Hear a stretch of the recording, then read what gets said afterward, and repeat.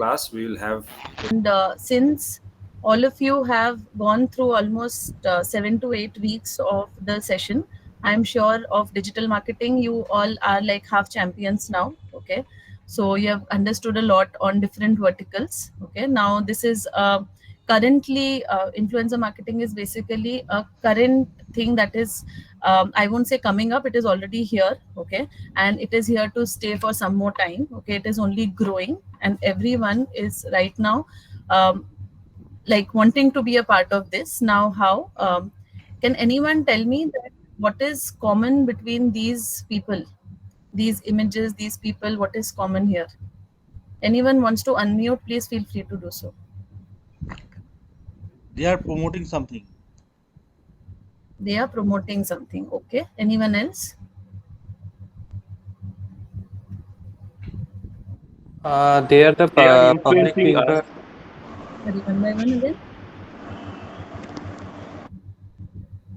Milan, you were saying something?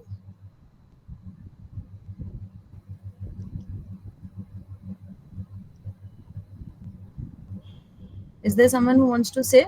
Any other guesses? Milan, you're on mute.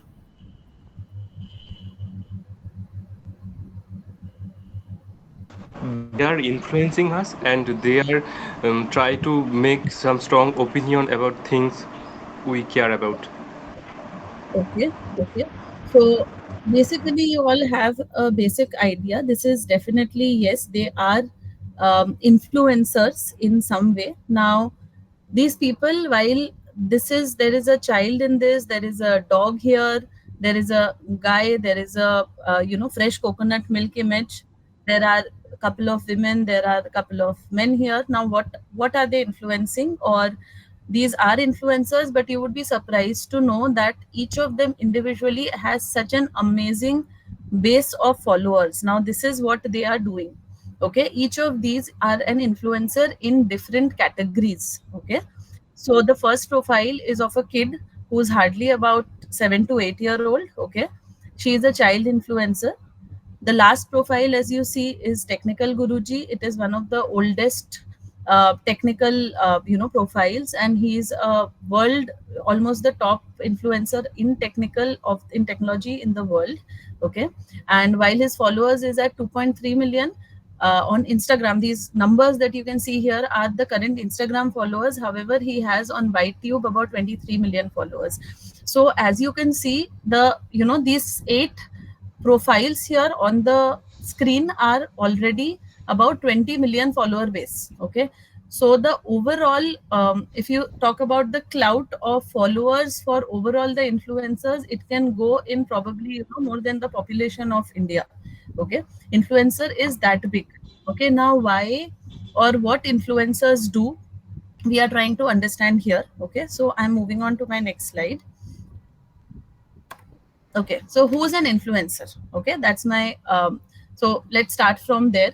So you have heard of people who are either TikTokers or YouTubers. First it was YouTube, then it was TikTok, then you have Josh and Moj kind of apps, okay, who are actually creating then Instagram, where people are creating reels. Okay, so these people all have a lot of people who are following them.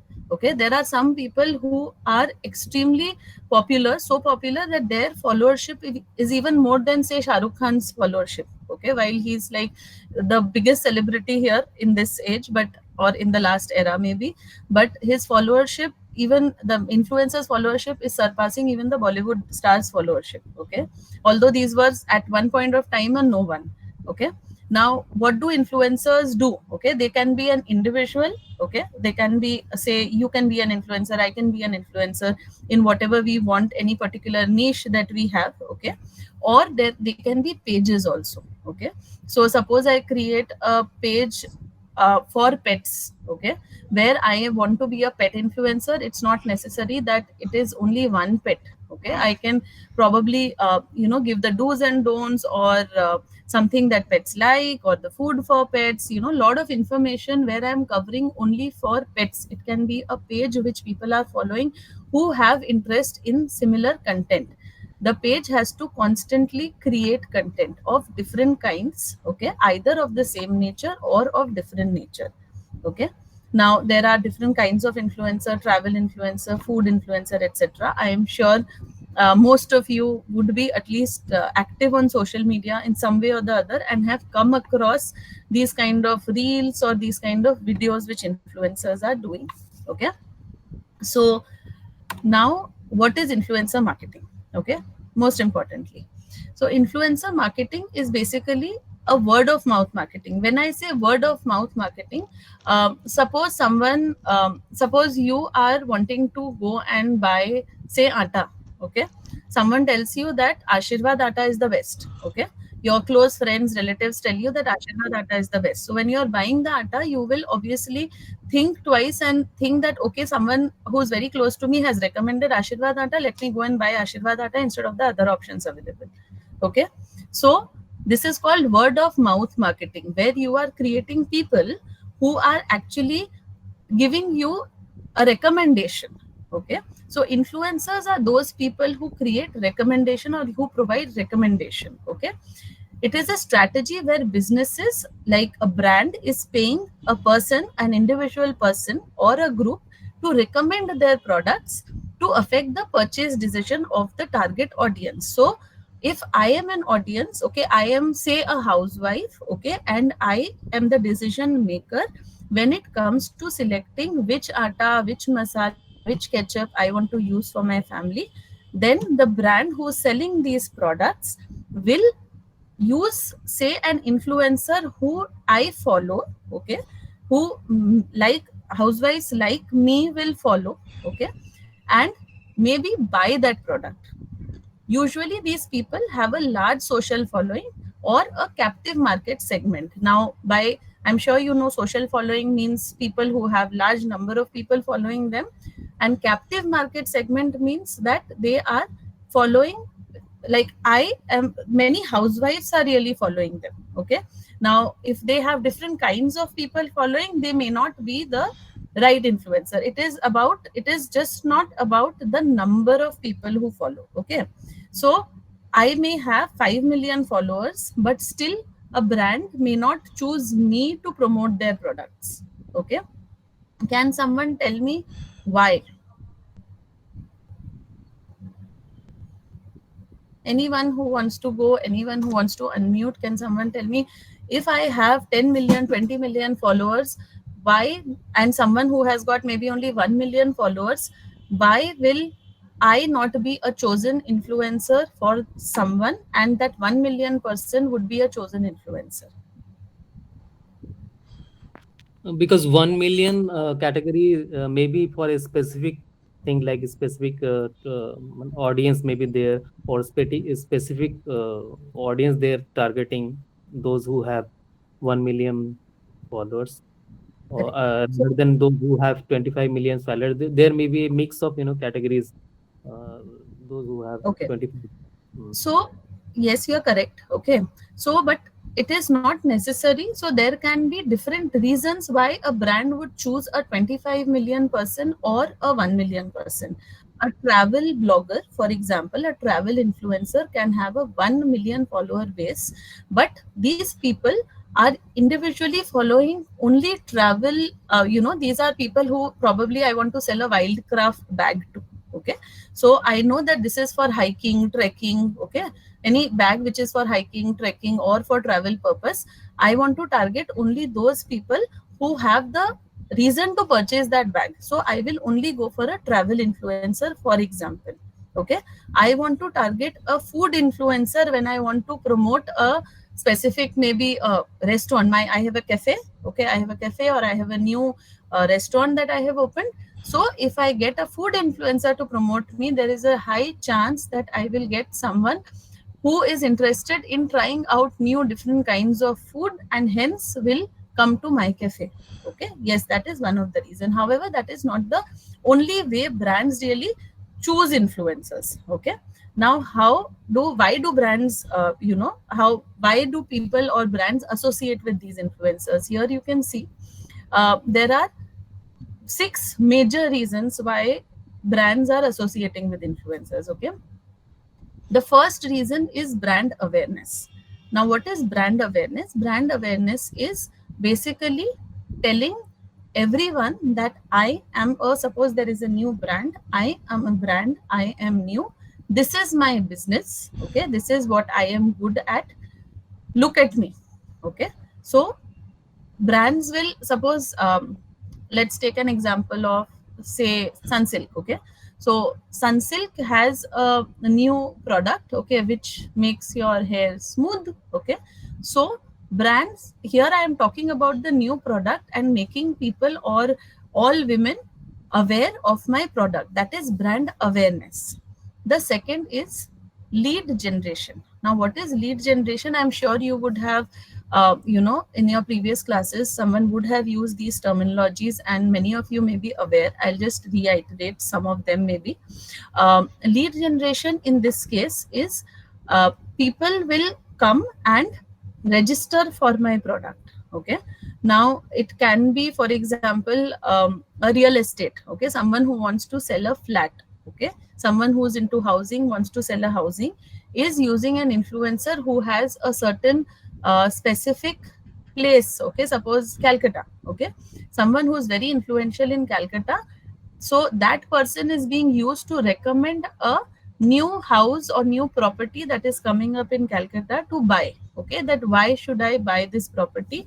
Hence, lead generation is a model which influencers associate for and get paid for. Okay, customer loyalty. Customer loyalty again. Why is it important? If you trust me, you follow me because you trust me if I am an influencer. Okay, so if I am recommending a product that you are buying, okay, which means that you will stay loyal to my product. Okay, I am recommending not everything, I am recommending only 2, 3, 4 products. Okay, when I'm recommending something, you trust that product and you will ensure you stick to that product. So customer loyalty is a reason where brands, influencers help brands. Okay, audience building to website. Now what is audience building to website? In a lot of influencer videos, when they do something and you see the videos, you will see a CTA button or a call to action button. Okay, the influencer is saying that, okay, now if you want to do this, you click on this place and go and do this activity or this action. Okay, when the user who sees this post clicks on it, they go to the website of that particular brand. So the brand gets a new user on their website. That is audience building to the website. Building brand or product identity. Okay, now building an identity is, by that I mean that I am not only, first was brand awareness, I am telling everyone this is my brand. Okay, but when I talk about product identity, I am telling that, okay, these are the features of the product. Okay, I am a automobile influencer. I have a bike, okay, that I want to, some TVS or similar bike company has chosen me as an influencer to promote their new upcoming scooty. Okay, I am saying to my audience why someone should buy that scooty. Okay, so what are the features of the scooty? It will give you good mileage, it has a very comfortable seating. Okay, when I am describing the features, okay, so I am establishing a product identity with my audience. Okay, so that is another reason why brands associate. The last one here is connect and engage with the audience. So the influencers not only just generate content and put it out. Okay, they also interact with the audience. Okay, when they interact with the audience, they generate a better trust with the audience. Okay, they, suppose there is a parenting influencer. Okay, where you have that person has a child and they have recommended a baby cot. Okay, for example, a cot where you can put your baby to sleep. Okay, so someone can ask questions also. Okay, their followers ask them questions, these people reply. Okay, why you should use this cot, what are the pros and cons, what is the advantage, what is the disadvantage. Okay, they are, so they influence the purchase of that cot also. Okay, by engaging with that audience, the questions are also clear. Any questions? I will take a break here. Any questions so far? Ma'am, could you repeat the audience building to website again? Audience building to website, yes, sure. Okay, so audience building to website is basically when someone is, you may have seen ads, right? When you see an ad, any ad, okay, anywhere, forget about influencer ad. Whenever you see any ad on digital platform, okay, whenever you click, whenever you are on a website, a Google or anything, whenever you click on something, it takes you to a certain page, okay. So whenever an influencer also puts out a video, they put sometimes a call to action button or a CTA button which says that okay, buy the product from here, buy now, okay, this is the product feature, you should use this, buy now link, okay. When someone clicks on that buy now link, they go to the brand's website to actually make the final purchase, okay. So that is me as an audience going to that website, okay. So the number, if suppose 5 lakh people see my video, and out of the 5 lakh, maybe 5,000 people actually end up clicking on that link of buy now and going to the website to decide on that purchase, these 5,000 are the audience that are getting built on the website of the brand. Was I able to answer that question? Yes, ma'am. Thank you. Any other questions?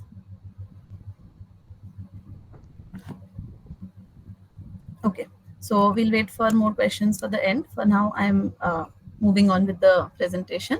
Okay, so these are the ways influencers are categorized. Okay, this is the major, basic categorization which we follow. Okay, which the market follows. However, this is mostly on the basis of Instagram at the moment. Okay, Instagram, YouTube, okay, can be taken as a benchmark for the influencer categorization in this respect. So nano influencers are the smallest or the very, the basic influencers who have just started with a still decent number of followers, and mega influencers that you see first are the ones who have actually gone to a place somewhere that they have made a mark for themselves, okay.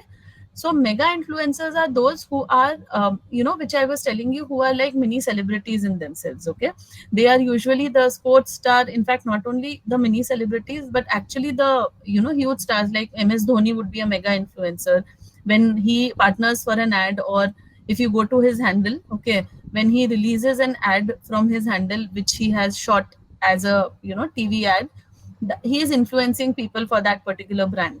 Okay, these are primarily mega influencers, need very extremely high budgets, okay. They are very expensive, so they are that expensive that only brands who have a very high marketing budget and that kind of a spend, you take Salman Khan for your ad, or you take a Dhoni for your ad, you are spending a lot of money, okay. So hence only those brands who can afford these would actually advertise with them, with these mega influencers, okay.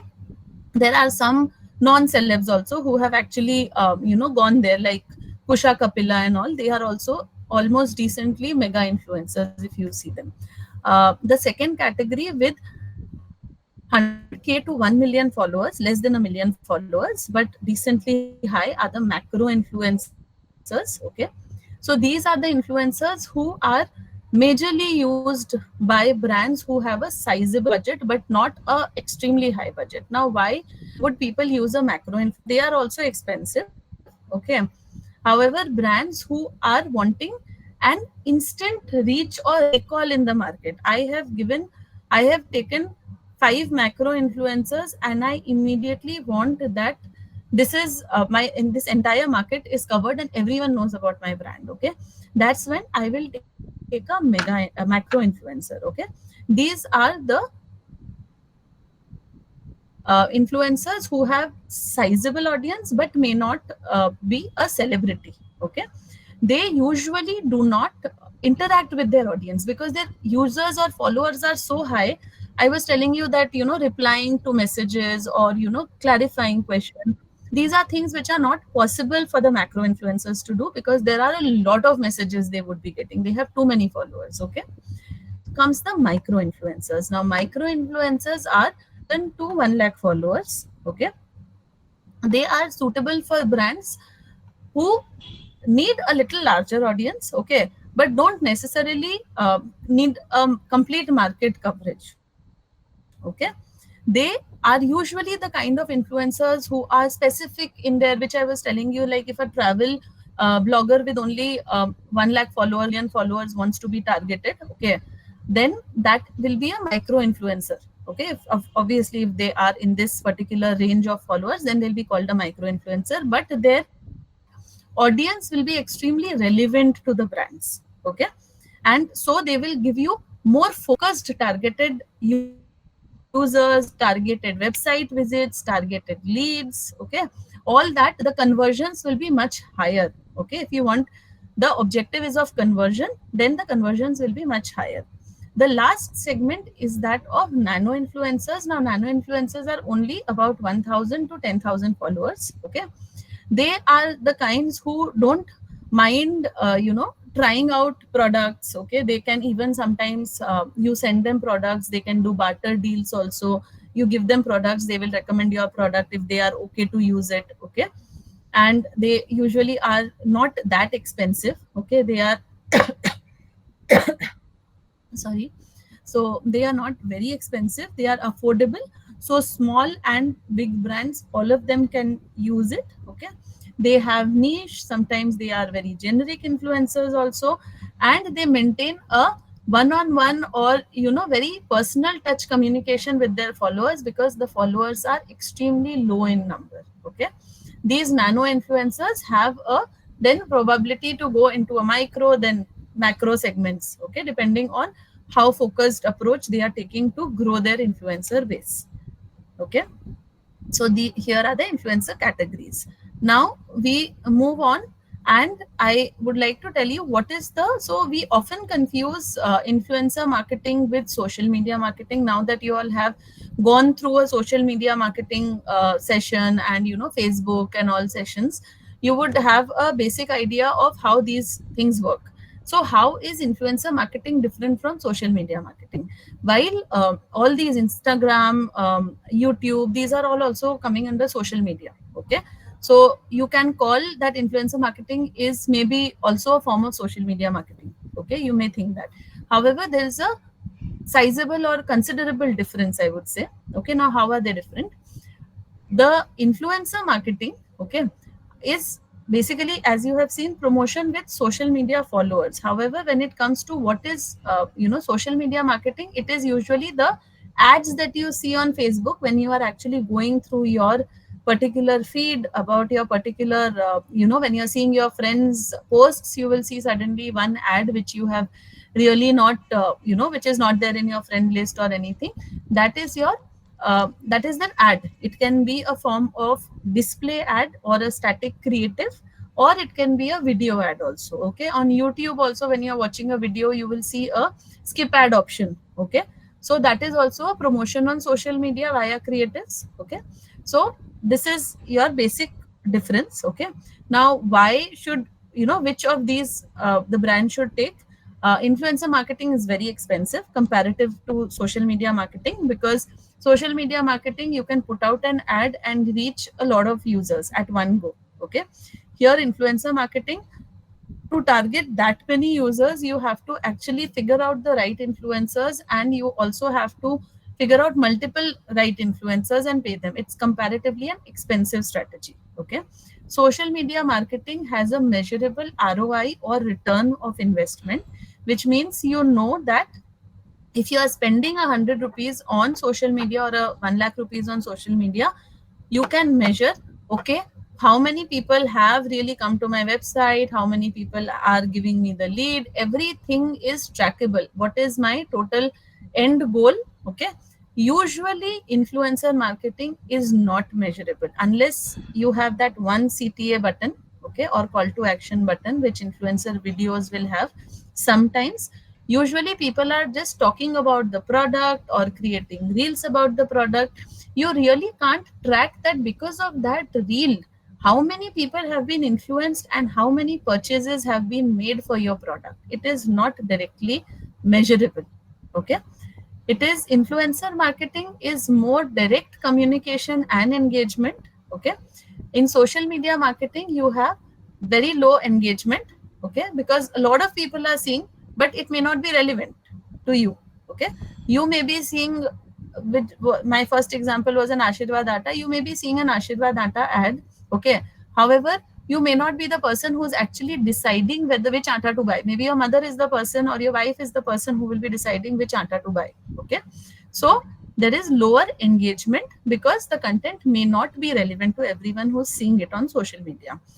Influencer marketing is effective, more effective, or it works better with specific audience groups, okay. And social media marketing works better with broader audience for larger reach. I want to inform the entire West Bengal that I have a school, okay, a new school which has opened up. I want to tell the entire West Bengal. So I will do social media marketing and not influencer marketing, okay. Okay. Moving on, how to plan the right influencer campaign. Okay. So when we are actually doing, when a brand wants to do influencer marketing, they, it's not just very easy to just tie up with an influencer and ask them to create something. Okay.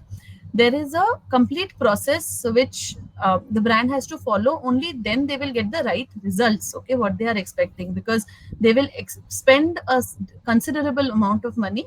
If they are spending that money, they will obviously want to understand, or obviously want some returns in that, okay. So before planning or before doing an influencer campaign, what are the steps that you should follow? First step is define your brand campaign objectives, okay.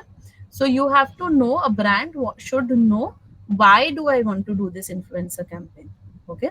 What is the reason? Am I doing the campaign to tell the world about my product? Am I doing the campaign to tell what are the features of my product? Am I telling the world that I have a new store here, okay, or am I telling people to come and buy something from me? This is called objective, okay. The second is choose the campaign messaging, okay. I have to, the brand has to actually decide, what am I communicating? Now influencers have a different way. I can actually communicate the same message via dance. Some, if I'm a dance influencer, someone who's a food influencer can communicate the same message via food. Someone who's a fashion influencer can communicate the same message via fashion also, okay. A lifestyle influencer can communicate the same message via lifestyle. So it's not necessary that you have to always and always necessarily choose the right category of influencers, okay. Sometimes you just want people to talk about your brand. When I am talking about the brand awareness goal, if I have a brand awareness goal, and I know in Bengal I have, these are the top 10 influencers of Bengal, or these are the influencers in Bengal who are very influential, okay. I am talking about a brand messaging that I just want the entire world to know about my brand in Bengal. That is when I can choose people from different categories also, okay. And then I can communicate the messaging, okay. What am I trying to communicate? I am trying to communicate that I have a school in West Bengal which is a world class school, okay. I mean, I have facilities which are so good that, in Bengal you will not find such facilities anywhere, okay. So that is the campaign messaging, okay. The third is fix the budgets, because as you are seeing, influencer marketing can range from a 1000 in followers influencer to a celebrity level influencer. So it is very important that for overall campaign, I need to know whether I want to spend 50,000 or 5 lakh or 5 crore, whatever that money is. I need to fix my budget first. Unless I fix my budget, I cannot know what is the kind of, or what is the number of influencers I will choose or need for this campaign, okay. The fourth one is decide your target group or audience. Now, what is a target group or audience? So suppose I am doing very well, okay. Let's say Spencer's kind of a retail shopping, okay, where people are going to buy groceries. Suppose that is doing very well, okay. Now in Bengal, in East, it is doing very well. I want to take it to say Bangalore market, okay. So my target audience right now is actually Bangalore audience, okay. So in that case, I will have to choose, I have to decide that, okay, I am trying to do a campaign in Bangalore, okay. And when I'm doing a campaign in Bangalore, my choice of influencers and everything will need to be in a manner that the Bangalore crowd is impacted. Okay, so I have to decide my target group or audience. In Bangalore, I am targeting the purchasers of groceries from a retail store. Okay, that's my target audience. How will I target that? Then I have to decide. Okay, now how to execute the campaign? First, I have to then choose the influencers. So I am choosing specific influencers who are very strong in Bangalore, for example. I have to decide that in what kind of deadlines am I following. Like my campaign duration has to be, say, a month. Okay, I will have to run, say, a 30 days campaign or a 3 months campaign or a 1 year long campaign. It can vary from to any duration. Okay, what will be the phase? First, in the first month, these many influencers will do this. In the second month, there will be influencers who will come to my shop and shoot videos. In the third month, there will be influencers who will kind of dance to something exciting or some product offers which I'm communicating.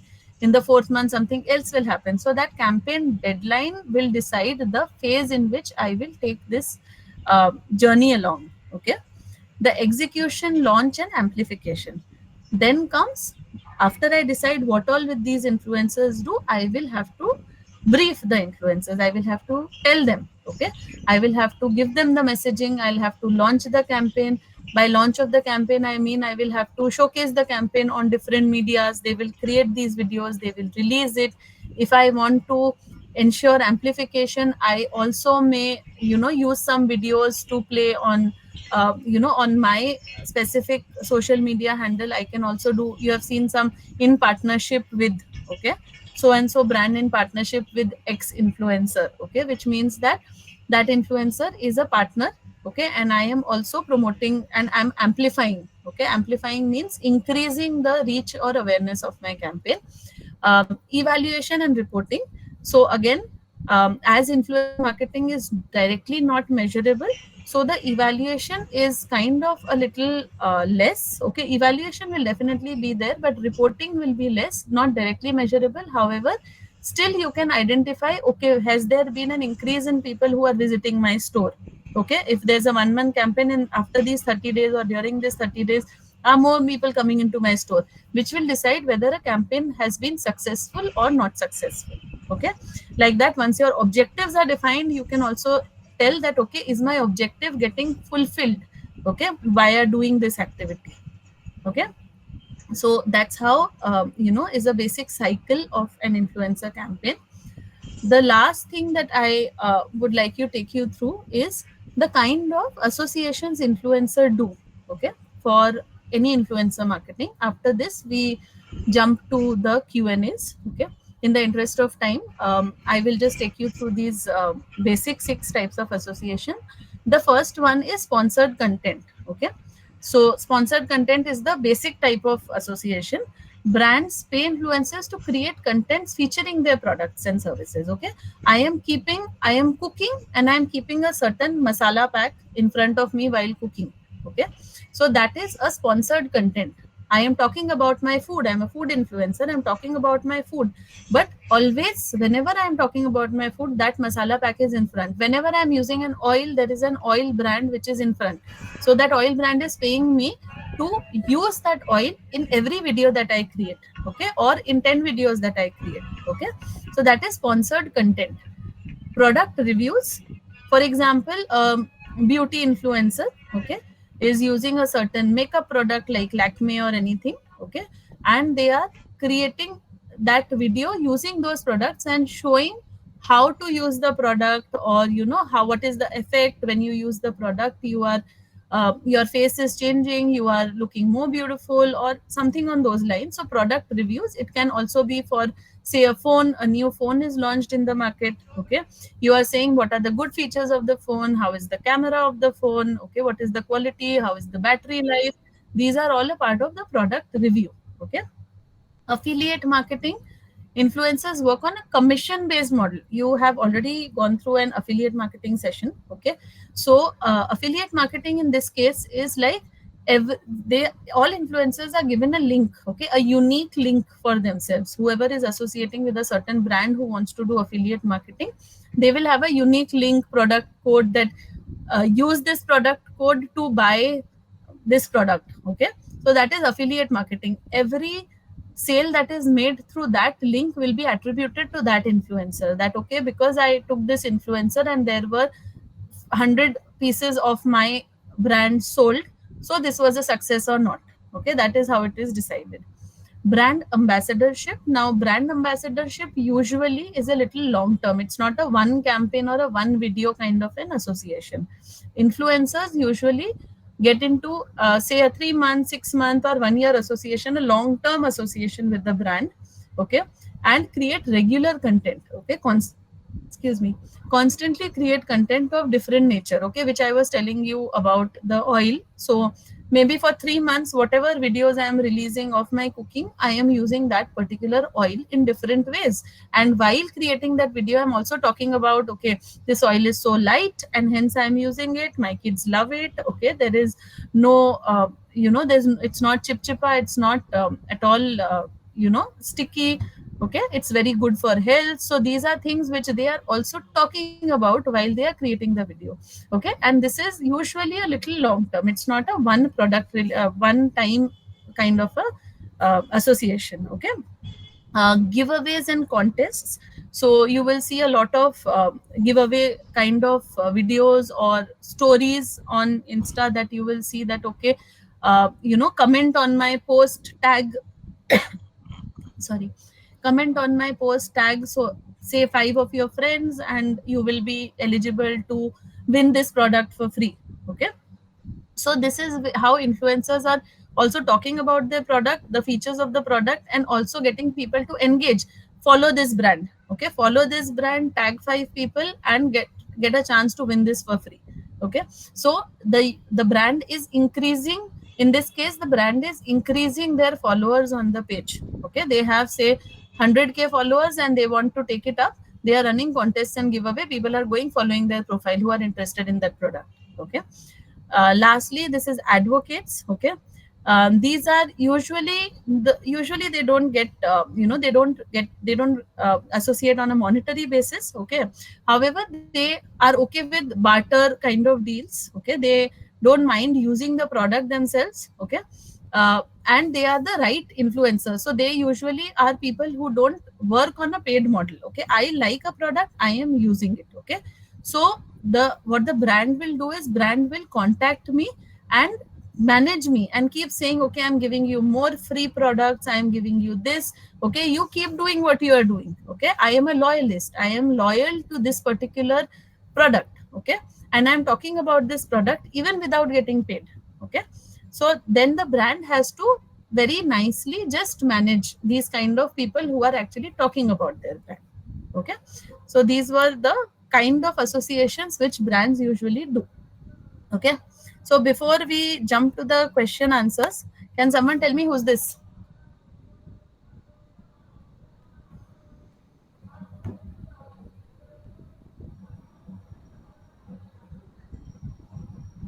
Anyone? Any guesses who's this? Even if you don't know, just guess.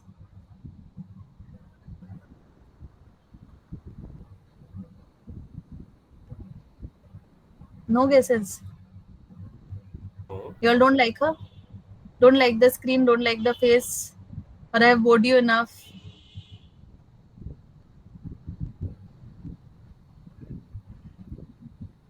Okay, then I'll not tell you who's this. I will jump to the Q&A first. Let's see how much I have bored you.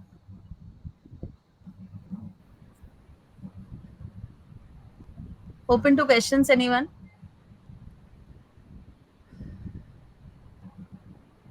You can also ask questions in Bangla. বাংলাতেও প্রশ্ন Yeah, করতে please. পারো। হ্যাঁ, আমি বাংলা বুঝি, একটু একটু বলতে পারবো। Hopefully I'll be able to answer them.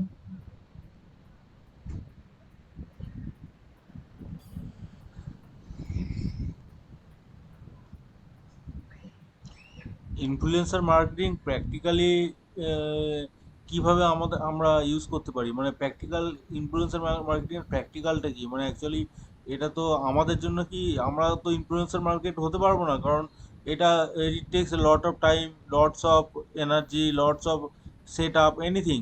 So আমরা তো ইনফ্লুয়েন্স মার্কেটিং হতে পারবো না। So how can we use that? আমরা মানে তুমি কি করো? আমি ডিজিটাল মার্কেটিং এর অল্প ছোটখাটো কাজ করি, আর সাথে টিচিং, শিক্ষকতা করি। ওকে, ওকে।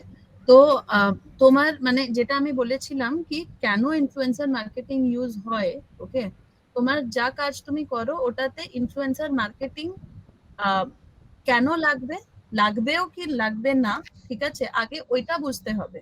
তো তোমার কি মনে হয় তোমার কাজে যদি ইনফ্লুয়েন্সার মার্কেটিং ইউজ করো তো কিছু বেনিফিট করবে? যা যতটা আজকে বুঝেছো তোমার মনে হয় কি বেনিফিট করবে? না, আমি তো কিছু সফটওয়্যার কাজও করি, কিন্তু সফটওয়্যার কাজে ইনফ্লুয়েন্সার মার্কেটিং কোন কাজে লাগবে?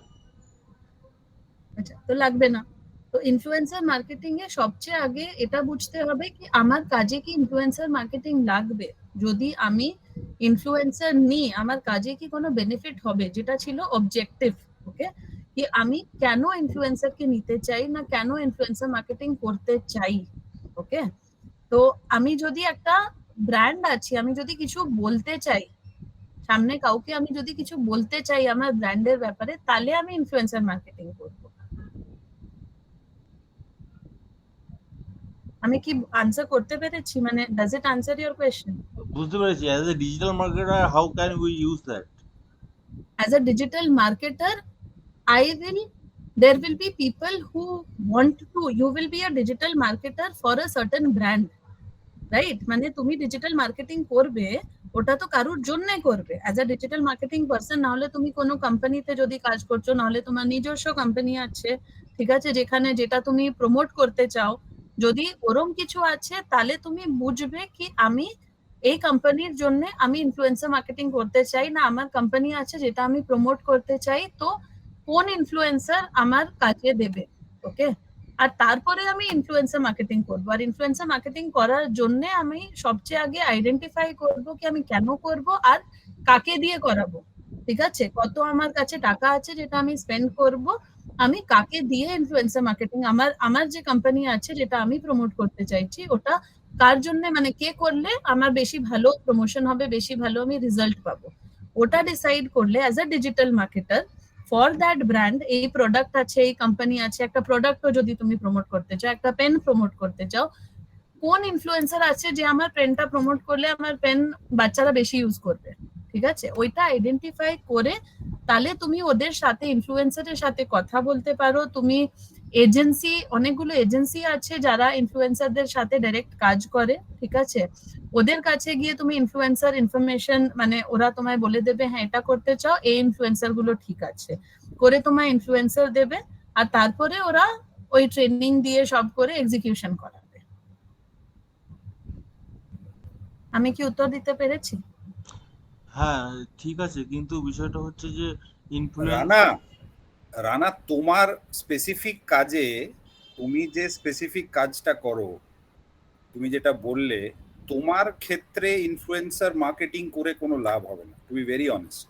হ্যাঁ, সেই জন্যই ইনফ্লুয়েন্সার বলছি। মার্কেটিং তোমার ক্ষেত্রে, স্পেসিফিক্যালি তোমার ক্ষেত্রে তোমার করে লাভ হবে না, আর তোমার সেই বাজেটও থাকবে না। ইনফ্লুয়েন্সার মার্কেটিং করবে অ্যাটলিস্ট মিডিয়াম রেঞ্জ কোম্পানিজ, মানে একদম স্মল বিজনেস, তো সেলফ প্রোপ্রাইটারি বিজনেস, ছোট্ট ছোট business, they will not be able to afford, তারা অ্যাফোর্ডই করতে পারবে। Prosenjit, Prashanjit, 1 second. So the only way a small business, for example, একটা মিষ্টির দোকানই হলো, ও ইনফ্লুয়েন্সার মার্কেটিং কি করে অ্যাফোর্ড করতে পারবে? নিজের মিষ্টি কটা ইনফ্লুয়েন্সারকে দিতে পারে, ঠিক আছে, আর বলতে পারে কি হ্যাঁ আমার এই আশেপাশে এটা আছে, এটা আমার এই লোকেশনে আছে, আপনি গিয়ে মিষ্টিটা টেস্ট করুন, এটা এত ভালো, ঠিক আছে, আমি এরম এত সুন্দর মিষ্টি কোনোদিন খাইনি, ঠিক আছে, ওটা বার্টার সিস্টেম যেটা আমি বলেছিলাম, that's the only way a very small business can afford influencer marketing. কটা ইনফ্লুয়েন্সার হবে যেটা বাটারে কাজ করবে, বড় কেউ ইনফ্লুয়েন্সার টাকা ছাড়া কাজ করে না, ঠিক আছে। প্রসেনজিৎ, সরি।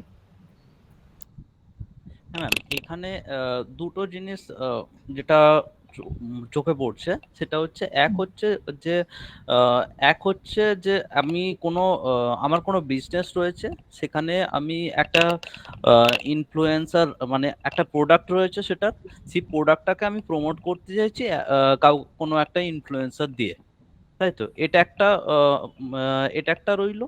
আর একটা হচ্ছে যে আম, ওটা যদি আমার নিজস্ব কোনো বিজনেস না থাকে, ধরুন আমি ডিজিটাল মার্কেটিং করতে চাইছি না আমার কোম্পানির জন্য, আমি নিজে একটা মানে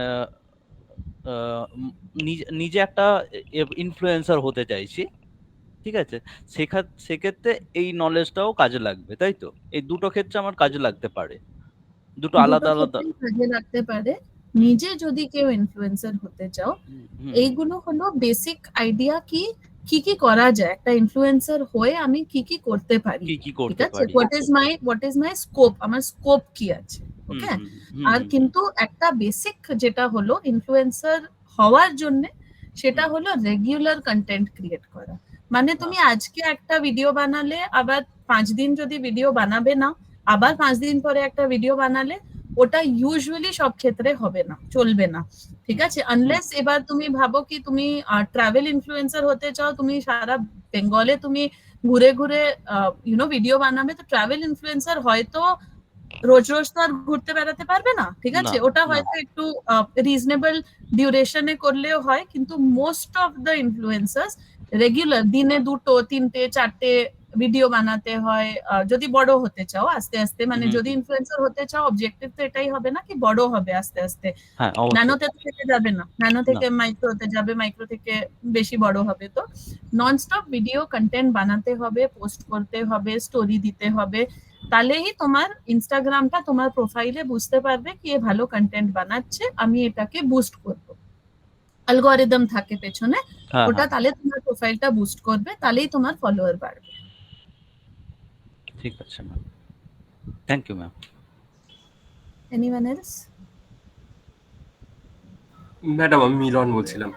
বলছি যে যদি আমরা খুব মাইক্রো বা ন্যানো ইনফ্লুয়েন্সকে হায়ার করতে চাই, তাহলে আপনি যেটা বলছিলেন যে কোনো এজেন্সি আছে যাদের থ্রু দিয়ে আমরা করতে পারি, আপনি কি এরকম কোনো এজেন্সির নাম বা আমাদের বলতে পারেন যে কিভাবে জিনিসটা হয়, যে আমরা কিভাবে একজনের সাথে ডিল করব, বা যদি আমাদের বাজেট কম থাকে আমরা কিভাবে কাউকে রাজি করাতে পারি? সেটা কি সম্পূর্ণ নিজেদেরকেই গিয়ে করতে হবে, নাকি এরকম কোনো এজেন্সি আছে যারা আমাদের জন্য এটা করে দেবে? দেখো, দুভাবে হয়, ওকে? একটা হয় কি তুমি নিজে ওই ইনফ্লুয়েন্সার প্রোফাইলকে, তুমি জানো কি তুমি কি করতে চাও, ঠিক আছে? তোমার কি প্রোডাক্ট আছে, এন্ড হেন্স তুমি কাদের কাদের দ্বারা ওটা প্রমোট করাতে চাও। তো তুমি ওই প্রোফাইলে গিয়ে ওই ইনফ্লুয়েন্সারকে মেসেজ করেও কন্ট্যাক্ট করতে পারো, ঠিক আছে? যখন তোমার ওরম খালি 4-5টা লোক লাগবে, তাহলে হয়তো ডাইরেক্ট কন্ট্যাক্ট করলে তুমি হয়তো রেট বেনিফিটও পেতে পারবে, ঠিক আছে? কি হ্যাঁ, আমি এত টাকায় তোমার কাজটা করে দেবো, না আমি প্রোডাক্ট পাঠিয়ে তোমার কাজটা করে দেবো। এবার এজেন্সি একটা না, ফর এক্সাম্পল বেঙ্গলে না ক্যালকাটায় ভর্তি এজেন্সি আছে। অলমোস্ট আজকাল ইনফ্লুয়েন্সার মার্কেটিং এত পপুলার হয়ে গেছে, মানে তুমি একটা খুঁজলে তুমি অন্তত 50টা এজেন্সি পাবে, ঠিক আছে? আমি স্পেসিফিক এজেন্সির নাম অ্যাকচুয়ালি প্রমোট করতে পারবো না এখানে, তো আমি বলছি না।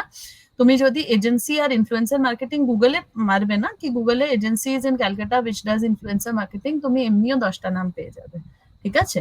তো কোনো এজেন্সির সাথে গেলে ওদের সবাইয়ের একটা প্রসেস থাকে, যেখানে বুঝে ওরা ইনফ্লুয়েন্সারদের সাথে কন্ট্যাক্ট করে, ওরা একটা মার্জিন রাখে, ঠিক আছে? আর মার্জিন নিয়ে ওরা কাজ করে। ইনফ্লুয়েন্সারকে যদি 10 টাকা দেবে, ওরা তোমার কাছ থেকে 12, 13, 14 টাকা নেবে, আর তারপরে ওই কাজটা করবে। আর থার্ড ওয়ে হলো, যদি তুমি এই বাকি যে প্ল্যাটফর্ম গুলো থাকে যেখানে অ্যাকচুয়ালি ইনফ্লুয়েন্সারের মানে মাইক্রো ন্যানোর হয়, যেরকম বেঙ্গলে SVF আছে, ঠিক আছে? শ্রী ভেঙ্কটেশ ফিল্মস তুমি জানোই, হইচই, যদি হইচইকে অ্যাপ্রোচ করবে, যদি জোশকে মজকে অ্যাপ্রোচ করবে, এদেরও তোমার ইনফ্লুয়েন্সারের একটা নেটওয়ার্ক থাকে, ঠিক আছে?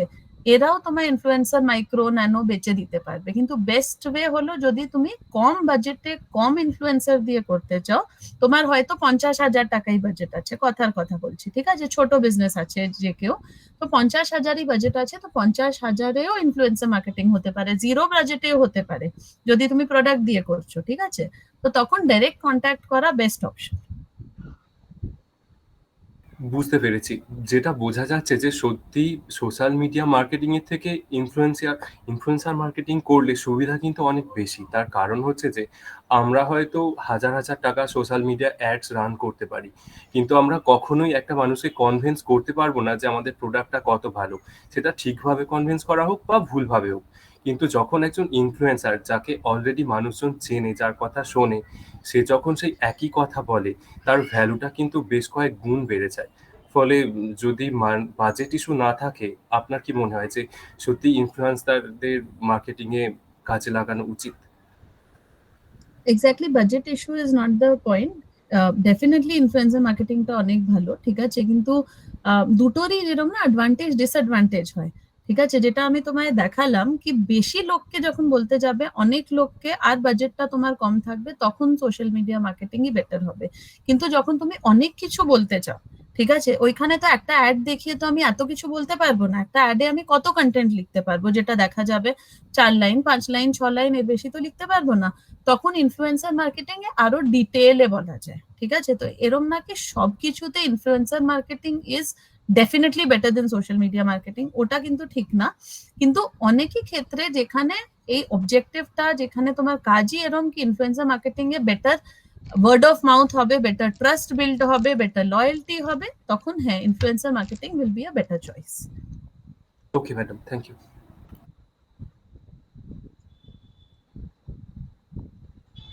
আর কেউ কোনো প্রশ্ন আছে? We are almost on time. আর 5 মিনিট আমরা লেট স্টার্ট করেছিলাম, তো আর 5 মিনিট আমরা নিতে পারি যদি প্রশ্ন আছে তো।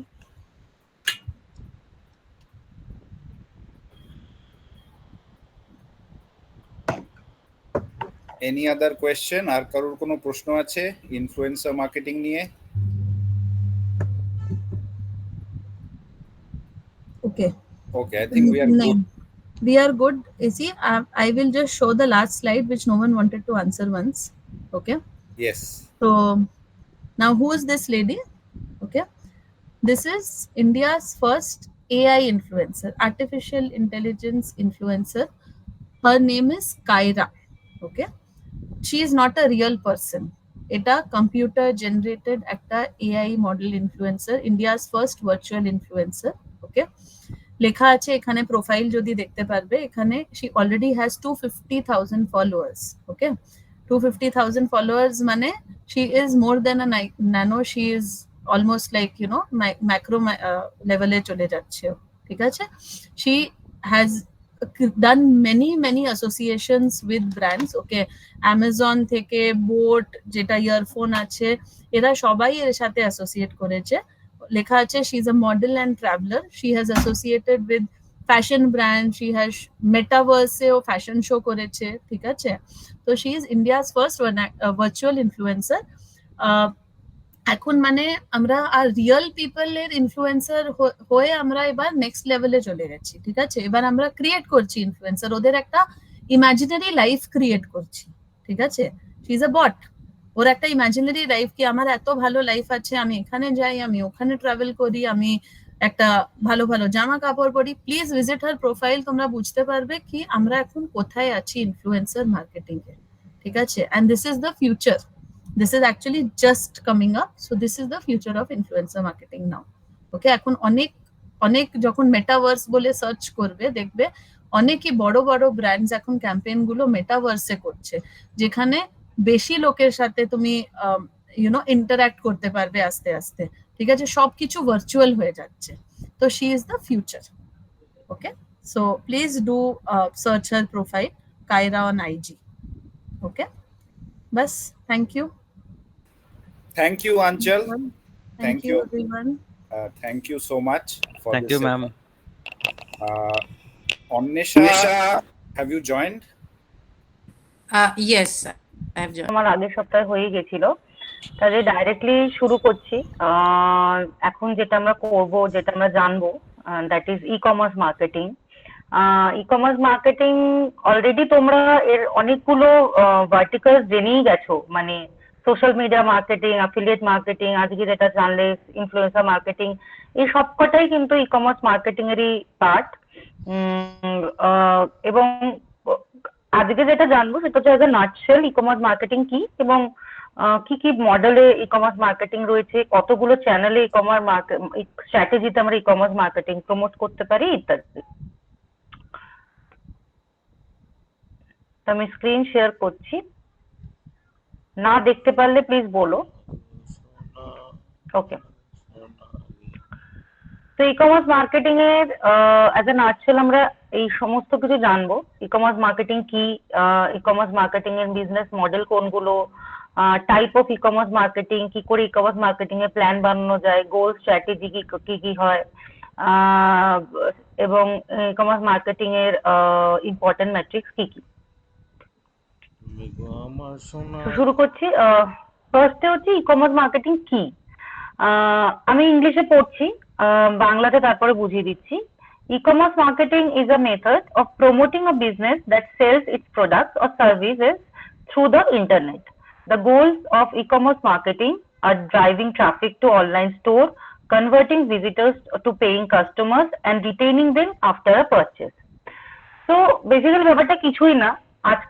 আজকালকার দিনে আমরা যা কিছু অনলাইনে টাকা দিয়ে কেনা বেচা করছি পুরোটাই কিন্তু ই কমার্স মার্কেটিং এর আন্ডারে পড়ছে। মানে সেটা তুমি অ্যামাজন থেকে কোনো প্রোডাক্ট কেনো, মিন্ত্রা থেকে জামা কেনো, কিংবা অ্যামাজন প্রাইমে মুভি দেখার জন্য একটা সাবস্ক্রিপশন কেনো, একটা জুতো কেনো, হোয়াট এভার, তুমি অনলাইনে ই কমার্স মানে ইন্টারনেটের মাধ্যমে তুমি যখন কোনো কোম্পানি তার বিজনেসটা বিক্রি করছে, তার প্রোডাক্টটাকে বিক্রি করছে বা কোনো সার্ভিসটাকে বিক্রি করছে এবং তার বদলে সে টাকাটা পাচ্ছে কনজিউমারের কাছ থেকে, এই পুরোটাই আন্ডারে পড়ছে কিন্তু ই কমার্স। এবং এই ই কমার্সটা আমরা যেভাবে মার্কেটিং করছে বা অ্যাড দিচ্ছে বা প্রমোট করছে সেটাকে আমরা বলছি ই কমার্স মার্কেটিং। সেটা একটা অনলাইন স্টোর হতে পারে, সেটা একটা সার্ভিস হতে পারে, সেটা একটা অ্যাপের সাবস্ক্রিপশন হতে পারে, যেরকম আমি বললাম যে হইচই সাবস্ক্রিপশন কিনতে পারো, অ্যামাজন প্রাইমের সাবস্ক্রিপশন কিনতে পারো, কোনো সার্ভিস হতে পারে, একটা অনলাইন কোর্স কিনতে পারো তুমি। পুরোটাই হচ্ছে কিন্তু ই কমার্স মার্কেটিং এর আন্ডারে তুমি কিনছো।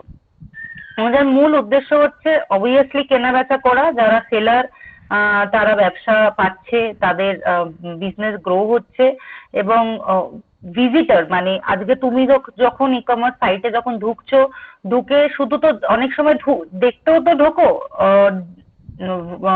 অ্যাপে ঢুকলে বা ওয়েবসাইটে ঢোকা মানেই যে তুমি কিনতে ঢুকছো তার সবসময় কিন্তু হয় না।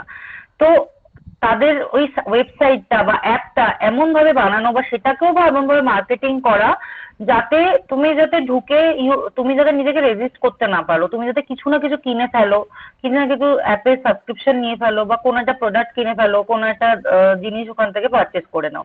এবং শুধু একবার কিনলেই হবে না, সেটা যেন তোমাকে রিটেন করে মানে হচ্ছে তুমি একবার কেনার পর তোমার যে থ্রু আউট এক্সপিরিয়েন্স হলো জিনিসটা কেনার, মানে পেমেন্ট করতে যাওয়ার যে এক্সপিরিয়েন্স, মানে অনেক সময় দেখবে অনেক ওয়েবসাইট বা অ্যাপের পেমেন্ট প্রসেস স্মুথ হয় না, পেমেন্ট করতে যাও ফেল হয়ে যায়। তো সেটা একটা এক্সপিরিয়েন্স তুমি যে গ্যাদার করছো, বা যে প্রোডাক্টটা তুমি কিনছো সেই প্রোডাক্টটা কত তাড়াতাড়ি তোমার কাছে ডেলিভার হচ্ছে মিন্ত্রা বা অ্যামাজন এই ধরনের সাইটের ক্ষেত্রে, সেটা রিটার্ন পলিসি কিরকম তারা রয়েছে, তুমি যদি রিটার্ন করতে চাও কতটা ভালো রিটার্ন হচ্ছে, কোয়ালিটি কিরকম পাচ্ছ প্রোডাক্টের, সবটা তোমার যদি ভালো লাগে তবেই গিয়ে তুমি কিন্তু সেই অ্যাপটা বা সেই ওয়েবসাইটটাকে ভালোবাসবে বা সেটাকে আবার সেখান থেকে তুমি পারচেস করবে। তো এই তিনটে উদ্দেশ্যই কিন্তু ই কমার্স মার্কেটিং এ রয়েছে। একটা হচ্ছে জিনিসটাকে বিক্রি করা, 2 নম্বর হচ্ছে যখনই কোনো ভিজিটার আসছে মানে ট্রাফিকটা জেনারেট হচ্ছে সেই সাইটে বা পোর্টালে বা অ্যাপে, তাকে কিছু না কিছু কিনতে বাধ্য করা, এমন ইন্টারেস্টিং ভাবে সেই পোর্টালটাকে বা অ্যাপটাকে সাজানো। এবং থার্ড হচ্ছে সে কিনে ফেলার পর পুরো কেনার প্রসেসটাতে তার যে এক্সপিরিয়েন্স হচ্ছে সেই এক্সপিরিয়েন্সটা দুর্দান্ত লেভেলের করা, যাতে সে আবার ফিরে ওই অ্যাপটা বা ওই পোর্টাল বা ওই ওয়েবসাইটটা থেকেই কেনে। তো পুরো নাটশেলে ই কমার্স মার্কেটিং এর হচ্ছে এটাই একটা মানে উদ্দেশ্য। বুঝতে কারোর অসুবিধা আছে কি ই কমার্স মার্কেটিং? আমি প্রথমে জিজ্ঞাসা করছি, তাহলে বাকি এবারে একের পর এক করবো। ই কমার্স মার্কেটিংটা আই গেস মাথায় সবার ঢুকেছে কি, রাইট? Yes, ma'am. ওকে, নাও ই কমার্স মার্কেটিং এর বিজনেস মডেল কতগুলো হয়? মেনলি 4টে আমি দিয়েছি, এছাড়াও ই কমার্স মার্কেটিং এর আরো মডেল আছে, কিন্তু আমাদের এক্ষুনি অতগুলো না জানলেও হবে। 4টে মডেল রয়েছে, B2B, B2C, C2C এবং C2B। এই টার্মস গুলো কিন্তু প্রচন্ড ইম্পর্টেন্ট টার্মস। ইন কেস তোমরা ই কমার্স মার্কেটিং নিয়ে ফার্দার পার্সু করছো বা আরো পড়াশোনা করছো বা ইন্টারভিউ দিতে চাইছো, জব করতে চাইছো, এই টার্মস গুলো কিন্তু ইন্টারভিউতে বারবার জিজ্ঞাসা করে। সুতরাং যখন স্টাডি মেটেরিয়ালটা পাবে তখন কিন্তু এইগুলোকে ভালো করে আমার এত ইলাবোরেট করে লেখার কারণটাই এটা, ইন্টারভিউটা ক্র্যাক করার সময় যদি তোমরা এইটাকে পড়ো তাহলে কিন্তু এই উত্তরগুলো সহজেই দিতে পারবে নিজের মতো গুছিয়ে। তো হোয়াট ইজ B2B? B2B মানে হচ্ছে business to business. Business to business মানে হচ্ছে যখন একটা বিজনেসম্যান, আমি একটা নিজে বিজনেস করছি, প্রোডাক্ট বিক্রি করছি, আর একটা বিজনেসম্যানকে জিনিস বিক্রি করছে। বিজনেসম্যান হতে পারে, বিজনেস পোর্টাল হতে পারে, অন্যান্য আরো অন্য ই কমার্স পোর্টালকে হতে পারে, ইন্ডিভিজুয়াল বিজনেস পার্সনকে হতে পারে। মোট কথা একটা সেলার যখন একটা সেলারকে জিনিসটা বিক্রি করছে এবং যে ই কমার্স মার্কেটিং স্ট্র্যাটেজিতে বিক্রি করছে সেটাকে বলছে B2B মডেল। যেরকম হচ্ছে আমি একটা দিয়েছি আলিবাবা। আলিবাবা তোমরা জানো খুব পপুলার একটা পোর্টাল, আর যদিও এখন ইন্ডিয়াতে ব্যান হয়ে গেছে। আর আলিবাবা থেকে কিন্তু একটা সময় ছিল আলিবাবা ইজ আ হোলসেল মার্কেটে বিক্রি করতো জিনিস এবং ভীষণ কম দামে।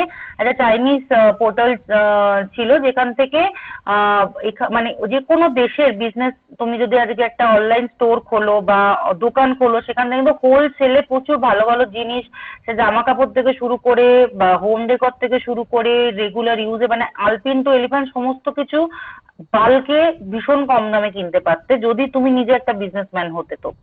তো এইটা কিন্তু ভীষণ পপুলার ছিল এবং এটা এরকম শুধু বিজনেস মডেল আলিবাবা না, আরো প্রচুর আছে। ইনফ্যাক্ট তোমরা ইউটিউব বা ফেসবুকে অনেককে দেখবে যখন তারা লাইভ করে না, দেখবে বলছে যে হোলসেল বিক্রি হয়, পাইকারি রেটে বিক্রি হয়, হোলসেল ডিলার যারা বলে, অনেকেই কিন্তু ফেসবুক বা ইনস্টা বা ইউটিউবের থ্রুতে এরকম শাড়ি বলো বা ব্লাউজ বলো বা কসমেটিক্স বলো, অনেকেই কিন্তু দেখবে এরকম বিক্রি করছে। সেগুলো কিন্তু সব B2B, মানে তুমি নিজে ডাইরেক্ট সিঙ্গেল কোনো কাস্টমারকে বিক্রি করছো না, তুমি একটা বিজনেস পার্সনকে বা বিজনেস পোর্টালকে, একটা কোম্পানিকে বিক্রি করছো যে হোলসেলে কিনে ইন্ডিভিজুয়ালি আবার মার্কেটে নিয়ে গিয়ে নতুন কাস্টমারকে দিচ্ছে। দেন হচ্ছে B2C। B2C তো মোস্ট কমন, যেটা আমরা সবাই কিনে থাকি, মানে বিজনেস, একটা বিজনেস পার্সন রয়েছে বা বিজনেস কোম্পানি, যে সেলার রয়েছে সেই কোম্পানি ডাইরেক্ট কনজিউমারকে যখন দিচ্ছে, বিক্রি করছে, যেরকম অ্যামাজন, মিন্ত্রা, ইবে, ফ্লিপকার্ট, নাইকা, এভরিথিং, যাবতীয় আমরা যা যা কিনছি ডাইরেক্ট কোম্পানি থেকে যেগুলো কিনছি, এই পুরোটাই কিন্তু হচ্ছে B2C এর আন্ডারে পড়ছে, মানে বিজনেস টু কনজিউমার। দেন হচ্ছে C2C, মানে কনজিউমার টু কনজিউমার। সাপোজ ধরো আমার কাছে একটা পুরোনো খাট আছে বা আমার কাছে একটা বাইক আছে, আমি সেটা বিক্রি করতে চাই আরেকজন যে সেটাকে ইউজ করবে সেটাকে, যেরকম আমরা ওয়েলেক্স বা ইবে বা কুইকারে কিনে থাকি। বা ইউজ করা কার আমি যদি বিক্রি করতে চাই, যেমন কারদেখো.com, এগুলো কিন্তু সব C2C, মানে আমার নিজের কাছে একটা প্রোডাক্ট আছে, আমি সেটাকে কিনেছি, আমি একজন নিজে কনজিউমার ছিলাম যে আরেকটা কনজিউমারকে বিক্রি করব, হয়তো লাভ পাবো না কিন্তু আমি অ্যাটলিস্ট যাতে সেটা ফেলে দিতে না হয়, কিছুটা আমি যেটা ইনভেস্ট করেছিলাম আমার টাকা সেটা যাতে উঠে আসে। তো সেই সেই বিজনেস মডেলটাকে বলছে C2C মডেল। এবং লাস্ট হচ্ছে consumer to business. Consumer to business কিছুই না, আমি নিজে কনজিউমার, আমি নিজে কিনবো, আমি নিজে একজন ক্রেতা যে বিজনেসটাকে প্রমোট করছি, যেটা আমরা ইনফ্লুয়েন্সার মার্কেটিং এ করে থাকি, যে আমি নিজে বলি যে আমি জিনিসটা কিনেছি, আমি জিনিসটা ইউজ করছি, তোমরাও কেন, মানে আমি যখন কনজিউমারের মাধ্যমে বিজনেসটা প্রমোট হচ্ছে, কোনো একটা সেলার লাইক ধরো অ্যামাজন বা মামাআর্থ বা ওয়াও, এরা যখন কোনো ইনফ্লুয়েন্সার মার্কেটিং দিয়ে প্রমোট করছে বা অ্যাফিলিয়েট মার্কেটিং দিয়ে প্রমোট করছে, তখন আমরা কনজিউমারের থ্রুতে কনজিউমারকে কানেক্ট করছি এবং সেখানে কনজিউমার নিজে বলছে যে আমি এটা ইউজ করেছি, তোমরা কেন, বা এটা খুব ভালো প্রোডাক্ট, তোমরা কেন। তো দ্যাট ইজ C2B। সব থেকে পপুলার অবভিয়াসলি B2B এবং B2C যেগুলো ইউজ হয়ে থাকে, এছাড়াও আরো অনেক মডেল আছে। Type of e commerce marketing এ আসছি, তার আগে ছোট্ট একটা মজার ফ্যাক্ট বলে দিই। এই যে অ্যামাজন বা ইবে এরকম কিন্তু প্রচুর ই কমার্স কোম্পানি আছে যারা ই কমার্স শুরু করেছিল কিন্তু পুরো অন্যরকম প্রোডাক্ট বিক্রি দিয়ে। যেরকম অ্যামাজন কিন্তু শুরু করেছিল as a online book store হিসেবে। অ্যামাজন কিন্তু এখন যেরকম আমরা দেখি যে সমস্ত কিছু পাওয়া যায়, যা খুশি তাই কিনতে পারবো, অ্যামাজন কিন্তু ইনিশিয়ালি সেটা ছিল না। অ্যামাজন কিন্তু শুধুমাত্র বই, অনলাইনে বই বিক্রি করতো। যেমন ইবে কিন্তু শুরু করেছিল অকশন আইটেম দিয়ে, মানে পুরোনো জিনিসকে অকশন আইটেম দিয়ে শুরু করেছিল। সেটা ইবে কিন্তু এখনকার মতো ই কমার্স মডেলে ছিল না।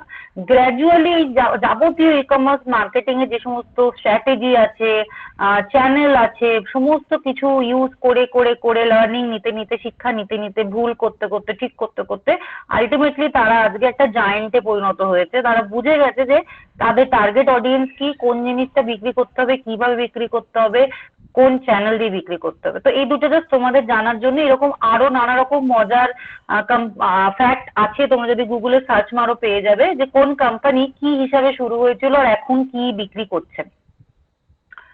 ওয়েল, তো এই কটা হচ্ছে ই কমার্স মার্কেটিং এর টাইপ, কোন কোন পদ্ধতিতে করা যায়। এর মধ্যে ম্যাক্সিমাম কিছু তোমরা অলরেডি জেনে গেছো, লাইক এই যে সোশ্যাল মিডিয়া মার্কেটিং। হ্যাঁ বলো, কে কেউ কিছু জানতে চাইছো? আই গেস কেউ জয়েন করলো। এনিওয়ে, তো এক এক করে সবকটা টাইপ জানবো। তো ফার্স্ট হচ্ছে search engine optimization. I guess তোমরা এই টার্মটার সাথে অলরেডি ওয়াকিবহাল, অলরেডি শুনে নিয়েছো এসইও কি। এটা কিন্তু ভেরি ইম্পর্টেন্ট, মানে একদম বেসিক জিনিস ই কমার্স মার্কেটিং এ। মানে তোমার প্রোডাক্ট তুমি ওয়েবসাইটে লিস্ট করলে, তোমার ওয়েবসাইট বানালে, অ্যাপ বানালে এবং সার্চ করলে কত আগে তোমার প্রোডাক্টের নামটা আসবে, দ্যাট ইজ হচ্ছে main thing. So this type of marketing implies optimizing your website for further promotion in search engine rating. মানে তোমার আজকে ধরো তুমি সার্চ করলে বেস্ট বিরিয়ানি ইন ব্যারাকপুর, তুমি দেখবে মেবি ওটা দাদা বৌদি চলে এলো। বা তোমার বেস্ট প্লাস সাইজ ক্লোদিং বা বেস্ট রানিং শু, এরকম যখনই আমরা সার্চ করি তো সার্চে অবভিয়াসলি দেখবে শুরুর দিকে কিছু পোর্টাল আসছে, পরের দিকে আসছে। তো তার মানে কিন্তু এটাই নয় যে শুরুর দিকে যেগুলো সেগুলো কিন্তু অর্গানিক্যালি আসছে, মানে সেগুলো সব থেকে ভালো বলে আসছে।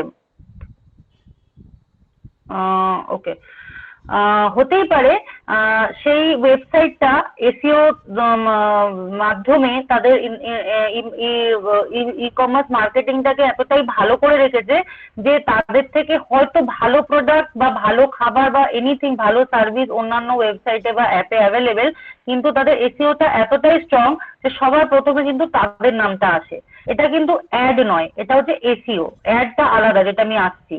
অ্যাডে কিন্তু দেখতে পাবে যে ওটা স্পন্সর্ড গুগল অ্যাড বলে, এসইওতে কিন্তু দেখা যায় না। ওটা সার্চ ইঞ্জিন, ওটার জন্য প্রচুর রকম ব্যাক এন্ডে টেকনিক আছে, প্রসেস আছে এবং সেটা বিভিন্নভাবে প্রমোট করতে হয়, বিভিন্ন কিওয়ার্ড দিতে হয় এবং হাজার হাজার কোটি কোটি কিওয়ার্ড দিয়ে দিয়ে ওই সার্চ ইঞ্জিন অপটিমাইজেশনটাকে ফিক্স করা হয়, যাতে যাই কিওয়ার্ড দিক না কেন, যেভাবেই তুমি সার্চ করো না কেন, যাতে তোমার ওয়েবসাইটটা বা তোমার অ্যাপের নামটা সবার প্রথমে অ্যাটলিস্ট একে যদি না আসে 1 2 3 এর মধ্যে যাতে আসে। এখানে দেখো আমি একটা স্ক্রিনশট লাগিয়েছি, তোমরা নিজেরাও এটা করে দেখতে পারো। ওমেন ক্লোজ অনলাইন, এটা সার্চ করলেই কিন্তু দেখবে H&M এর আসছে, ফার্স্ট আসবে H&M। এই দেখো সার্চ রেজাল্ট, দেখো কতটা সার্চ রেজাল্ট রয়েছে, ঠিক আছে। কিন্তু সার্চ রেজাল্ট মানে প্রায় 8 কোটির উপর ওমেন ক্লোজ অনলাইন, কিন্তু তোমার আসছে কিন্তু ফার্স্ট H&M, কারণ H&M এর র্যাঙ্কিং এসইওতে সব থেকে হাইয়েস্ট, উইচ ইজ 87। এবং এই এসইওর মাধ্যমে কিন্তু এই এসইওটা ভীষণ স্ট্রং হওয়ার জন্য H&M এর কিন্তু এসইওটা হচ্ছে সব থেকে বেসিক, মানে মেন স্ট্রং জায়গা। তুমি আজকে H&M এর প্রোডাক্ট যত না মিন্ত্রাতে বিক্রি হয়, যত না অ্যামাজনে বিক্রি হয়, দেখবে মিন্ত্রা অ্যামাজনে তো অত পাওয়াও যায় না, মিন্ত্রাতে রিসেন্টলি ওরা শুরু করেছে, ওদের পার্সোনাল ওয়েবসাইট দিয়ে কিন্তু তার ট্রিপল বা 4 গুণ প্রোডাক্ট বিক্রি হয়, কারণ ওদের এসইওটা এতই স্ট্রং। ওদের কিন্তু প্রোডাক্টটাকে অন্যান্য জায়গায় অত লিস্টিং করার দরকার পড়ে না, মিন্ত্রাতে বা নাইকাতে বা অন্যান্য ক্লোদিং পোর্টালের মধ্যে, ওদের নিজেদের পোর্টালটাই এত strong. So this is search engine optimization. Then pay per click advertising PPC, এটা নিয়ে আমরা অ্যাফিলিয়েট মার্কেটিং এর দিনও আলোচনা করেছি যে যখনই আমরা গুগলকে বা ফেসবুককে কোনো অ্যাড দিচ্ছি এবং সেই অ্যাডের এগেনস্টে যতবার করে একটা ক্লিক আসছে এবং সেই ক্লিক অনুযায়ী আমরা টাকা দিচ্ছি, সেই মডেলটাকে বলছে পে পার ক্লিক। এটাতে কিন্তু শুধু ক্লিক বোঝাচ্ছে, এটাতে কিন্তু পে পার সেল বা পিপিএস বোঝাচ্ছে না, যেটা আমরা অ্যাফিলিয়েটে বুঝেছিলাম। এটা পে পার ক্লিক মানে তুমি সার্চ করছো, সার্চে তোমার নাম আসছে পোর্টালের বা ওয়েবসাইটের বা অ্যাপে, এবং কতজন সেটাকে ক্লিক করছে, যতজন ক্লিক করবে সেই অনুযায়ী কিন্তু ওই যে চ্যানেলের থ্রুতে তুমি অ্যাড দিচ্ছ, সেটা গুগলের থ্রুতে দাও কি ফেসবুকের থ্রুতে দাও, সেটা তাকে কিন্তু সেই টাকাটা দিতে হবে। যেমন আমি এখানে একটা দেখেছি, দেখো রানিং শুজ, এখানে দেখো অ্যাড বলে দেখাচ্ছেন, নিউ সিজন শুজ বলে একটা ফার্স্টেই একটা অ্যাড এসছে, কারণ এরা এই নামটা হয়তো আমরা শুনিনি কেউ, এই কোন কোম্পানির রানিং শু, ঠিক আছে, কিন্তু এটা ফার্স্টেই দেখাচ্ছে। তার কারণটা হচ্ছে রানিং শু দিয়ে এই কিওয়ার্ডটা মারলে ফেসবুককে বা গুগলকে এমন ভাবে ইনস্ট্রাকশন দেওয়া আছে বা পুরো ডেটাটা এমন ভাবে বানানো আছে বা যেটাকে বলে কমেন্ট এমন ভাবে দেওয়া আছে অ্যাডের, যাতে এই ফার্স্টেই যাতে এই কোম্পানিটার নাম আসে। এখন কিন্তু এই যে পে পার ক্লিকের যে অ্যাডভার্টাইজিং গুলো আমরা করি গুগল বা ফেসবুকের থ্রুতে, এটাও কিন্তু এআই ড্রিভেন হয়ে গেছে, পুরোটাই মেশিন লার্নিং। এটা অনেক ডিপ ব্যাপার, আমি জাস্ট একটা লাইন বলে দিচ্ছি। এআই তোমরা জানো যে আর্টিফিশিয়াল ইন্টেলিজেন্স দিয়ে এখন সবকিছু হচ্ছে, তো এটাও কিন্তু ওরকম ভাবে এখন কন্ট্রোল করা যায়। তুমি 4-5টা এরকম কিওয়ার্ড দিয়ে তোমার প্রোডাক্টটাকে লিস্ট করে দাও বা ওয়েবসাইটটাকে লিস্ট করে দাও, এবং সেখানে যদি টার্গেট অডিয়েন্স ঠিক করে দাও এবং জায়গা ফিক্স করে দাও কোন এরিয়ার টার্গেট অডিয়েন্সের মধ্যে তুমি করবে, এবং একটা কমেন্ট দিয়ে দিতে হবে, কমেন্টটা যেন প্রপার ওয়েতে এআই কে দেওয়া হয়, তাহলে কিন্তু এআই ঠিক বেছে বেছে বেছে বেছে এই পে পার ক্লিকের কাস্টমার গুলোকে, মানে পোটেনশিয়াল কাস্টমার গুলোকে ধরবে, যাদের থেকে কিন্তু ক্লিক পাবেই। কারণ অবভিয়াসলি যখনই তুমি গুগল বা ফেসবুকে অ্যাড দিচ্ছ, তাদেরও ওটা দিয়ে বিজনেস চলছে এবং তাদেরও সবসময় মাথায় থাকে যে এমন কাস্টমার ধরতে যাদের পার্সোনাল ইন্টারেস্ট রয়েছে তাতে, এবং তাতে তারা ক্লিক করবেই। মানে আজকে গুগল বা ফেসবুকে তুমি যাই সার্চ করো, ওই ডেটাটা কিন্তু এআই ব্যাকএন্ডে কালেক্ট করে নেয়, যেটাকে ডেটা সায়েন্সের থ্রুতে একটা পোর্টালে জমা হয়, এবং তার ফলে আজকে তুমি ধরো সারাক্ষণ জুতোর খুঁজছো বা গাড়ি খুঁজছো, সার্চ করছো, সুতরাং একটা গাড়ি কোম্পানি যখন গুগলকে দিয়ে প্রমোট করাবে তার গাড়িটা, তোমাকে কিন্তু সেটা দেখাবে, কারণ তুমি হচ্ছে পোটেনশিয়াল কাস্টমার। তো এআই এর থ্রুতে কিন্তু ওরকম ভাবে পোটেনশিয়াল কাস্টমার খুঁজে নেয় যে ওইগুলো অলরেডি প্রিভিয়াসে সার্চ করেছে ওই ধরনের প্রোডাক্ট, তাকেই কিন্তু একমাত্র ওগুলো দেখায়। So this is pay per click, যেখানে প্রত্যেকটা ক্লিকের জন্য আমরা যে চ্যানেলের থ্রুতে প্রমোট করছে ই কমার্স কোম্পানিটা, গুগল হোক, ফেসবুক হোক, ইউটিউব হোক, যেখানেই তুমি একটা দেখতে পারবে যে পার ক্লিকের জন্য পে করতে হয়। দেন হচ্ছে ওয়েব পুশ মার্কেটিং, যেটাকে আমরা পুশ নোটিফিকেশনও বলে থাকি।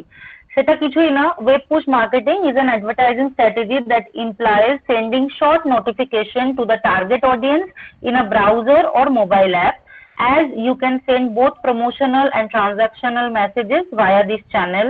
Goals can include advertising your goods, notifying your clients about their order status, communicating your updates and more. আজকে নোটিফিকেশন আমরা সবাই জানি, আমাদের সবারই ফোনে আসে, তো এটাও কিন্তু একটা ই কমার্স মার্কেটিং এর পার্ট, যেটাকে আমরা ওয়েব পুশ মার্কেটিং বা পুশ নোটিফিকেশন বলে থাকি। দেখবে আজকে আমরা যখন সুইগিতে খাবার অর্ডার দিই, সেখানেও আমাদের কাছে নোটিফিকেশন আসে যে খাবার স্ট্যাটাসটা কি, যে পিক আপ হয়ে গেছে, ইওর ড্রাইভার, আজকে যখন উবার বুক করি, ওলা বুক করি, your driver is on way, এগুলো কিন্তু নোটিফিকেশনে আসে।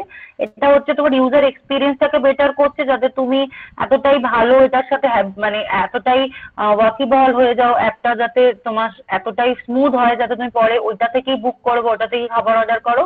তাছাড়াও যা যা নতুন প্রমোশন হয়, আজকে ধরো এই দেখো র্যাপিডোতে আমি এখানে লাগিয়েছি, র্যাপিডোতে যেরকম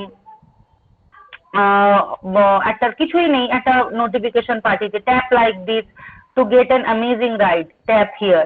তো আমাকে কি নতুন কোনো গাড়ি পাঠাবে? আমাকে নতুন কোনো গাড়ি পাঠাবে না, সেম গাড়ি পাঠাবে, সেম বাইকই পাঠাবে, কিন্তু ওটাকে একটা আমাকে মনে করিয়ে দেওয়ার জন্য যে আমি কিন্তু আছি, তুমি আমাকে ভুলে যেও না। তুমি যখনই বুক করবে তুমি কিন্তু র্যাপিডো থেকে করো, কারণ দেখো আমার ফোনে ওলাও আছে, র্যাপিডোও আছে, ওলা থেকেও অ্যাড এসছে, ওয়ানা রিল্যাক্স বিফোর ইউ ফ্লাই। তো এই কপি গুলো বা এই ধরনের দেখো ইউটিউব থেকে এসছে, পিন্টারেস্ট থেকে এসছে, বিভিন্ন প্রত্যেকটাই কিন্তু ই কমার্স মার্কেটিং সাইট, প্রত্যেকটা থেকে কিন্তু আলাদা আলাদা ভাবে নোটিফিকেশন আসছে। তো নোটিফিকেশন কপি কিন্তু ভীষণ ইম্পর্টেন্ট একটা জিনিস, যে কত ভালো তোমার নোটিফিকেশন কপি কেউ লিখছে, সেটা রিজনাল ল্যাঙ্গুয়েজে লেখা হয়। যখন তোমার অ্যাপ ধরো তুমি হইচই আসছো, সাবস্ক্রিপশন যদি থাকে তোমার কাছে বাংলাতে আসবে। আমরা যেরকম কুকু এফএম এ বাংলা অডিয়েন্সদের বাংলা পাঠাই, তামিল অডিয়েন্সদের তামিল পাঠাই, আবার ইংলিশেও হয়, হিন্দিতেও হয়। সুইগি ভীষণ ভালো কপি লেখে, নোটিফিকেশনের কপি লেখে।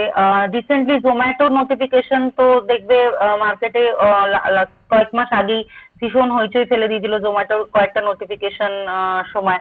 তো নোটিফিকেশন কপি রাইটিং কিন্তু একটা আলাদা জব।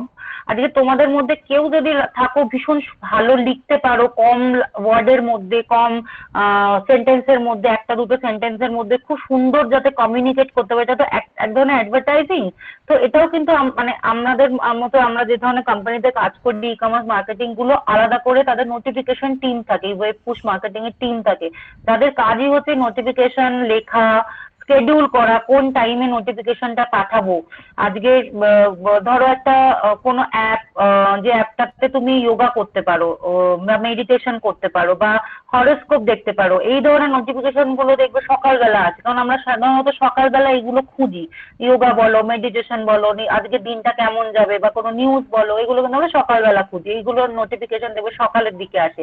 রান্না বান্না এই ধরনের যদি রিলেটেড অ্যাপ থাকে, এগুলো জেনারেলি দুপুর বা বিকেলের দিকে আসে, কারণ এগুলো টার্গেট অডিয়েন্স জেনারেলি থাকে হাউস ওয়াইফরা, তো তাদের দুপুর বেলাটা ফাঁকা থাকে, তো ওই সময়টাতে নোটিফিকেশন গুলো পাঠানো হয়। উইকেন্ডে দেখবে সুইগির প্রচুর নোটিফিকেশন আসে, স্যাটারডে সানডে করে, কারণ জানে উইকেন্ডে স্যাটারডে সানডে বেশি অর্ডার করা হয়, তো ওই মতো করে শিডিউল করা হয়। তো এটা কিন্তু একটা আলাদা টিম থাকে। আজকে যদি কেউ তোমাদের মধ্যে খুব ভালো এরকম ছোটভাবে লিখতে পারো, ক্যাচি লাইন, তোমরা ট্রাই করতে পারো নোটিফিকেশন লেখা বা নোটিফিকেশনের কপি লেখার জন্য। অনেক ইন্টার্নশিপও পাওয়া যায় এগুলো নোটিফিকেশন কপির জন্য, এবং যদি ভালো লেখো সেটার থেকে যদি সিটিআর ভালো আসে, তাহলে কিন্তু ইন ফিউচার তোমাদের পার্মানেন্ট জবও তোমরা এটা পেতে পারো, শুধুমাত্র নোটিফিকেশন লেখার জন্য। সেটা একটা আলাদা জব কমপ্লিটলি।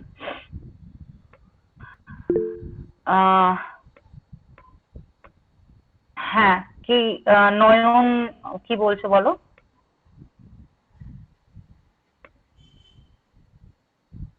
কিছু বলছিলে? সরি ওকে, ম্যাডাম, বলছিলাম হ্যাঁ বলো। মিউট ছিল এটা। বলছিলাম যে নোটিফিকেশনের কথা বললেন, যদি কেউ নোটিফিকেশন লিখতে চায় তো হুম কিভাবে যে কোনো অর্গানাইজেশনকে অ্যাপ্রোচ করা উচিত, বা কিভাবে ওটা অ্যাপ্রোচ করা যায়, প্রথম কোশ্চেন এটা। আর দ্বিতীয়ত হচ্ছে যে যদি কেউ কোনো বই লিখে থাকে আর না থাকে, আর সেই হুম বই লিখে হয়তো বইটাকে সেল করলো অ্যামাজনে বা ফ্লিপকার্টে, ওটা হুম দিয়ে দিল সেল করার জন্য, আর নিজের যে ছোট ছোট হুম কন্ট্যাক্ট আছে, হোয়াটসঅ্যাপের কন্ট্যাক্ট হোক বা ফেসবুকের কন্ট্যাক্ট হোক, ওখানে ওগুলো লিঙ্ক গুলো শেয়ার করলো বা বইয়ের ব্যাপারে লিখলো। হুম তাছাড়াও কি কোনো বা ইনফ্লুয়েন্সার, বেশি বেশি হতে পারে স্মল ইনফ্লুয়েন্সার কে কন্ট্যাক্ট করলাম যে এটাকে একটুখানি ইয়ে করে অ্যাডভার্টাইজ করে দিতে। তাছাড়াও কি কোনো উপায় আছে যে অ্যামাজন ওই বুকটাকে খুব বেশি করে মানে অ্যাডভার্টাইজ করে, বা ওই ও র্যাঙ্কিংটা খুব বেশি থাকে, বা হয়তো কেউ গুগলে সার্চ করলো যে হয়তো নিউ পোয়েট্রি বুক বা এই ধরনের কিছু সার্চ করলো, তো প্রথমেই আমারটা চলে আসবে, এই ধরনের কিছু কোনো স্ট্র্যাটেজি আছে? মানে আমি যেগুলো আমার করার বাইরে এই ধরনের কিছু, যেমন অ্যামাজনে তো খুব বড় একটা নেটওয়ার্ক আছে, তো হুম বা কোনো একটা বই সেলের জন্য দিলাম, ওরা কি এইভাবে নোটিফিকেশন সবাইয়ের কাছে পাঠাতে পারে, বা কমন মেলে পাঠাতে পারে, বা তার জন্য আমাকে কিছু স্পেশাল অ্যাপ্রোচ করতে হবে, আমার কিছু করণীয় আছে?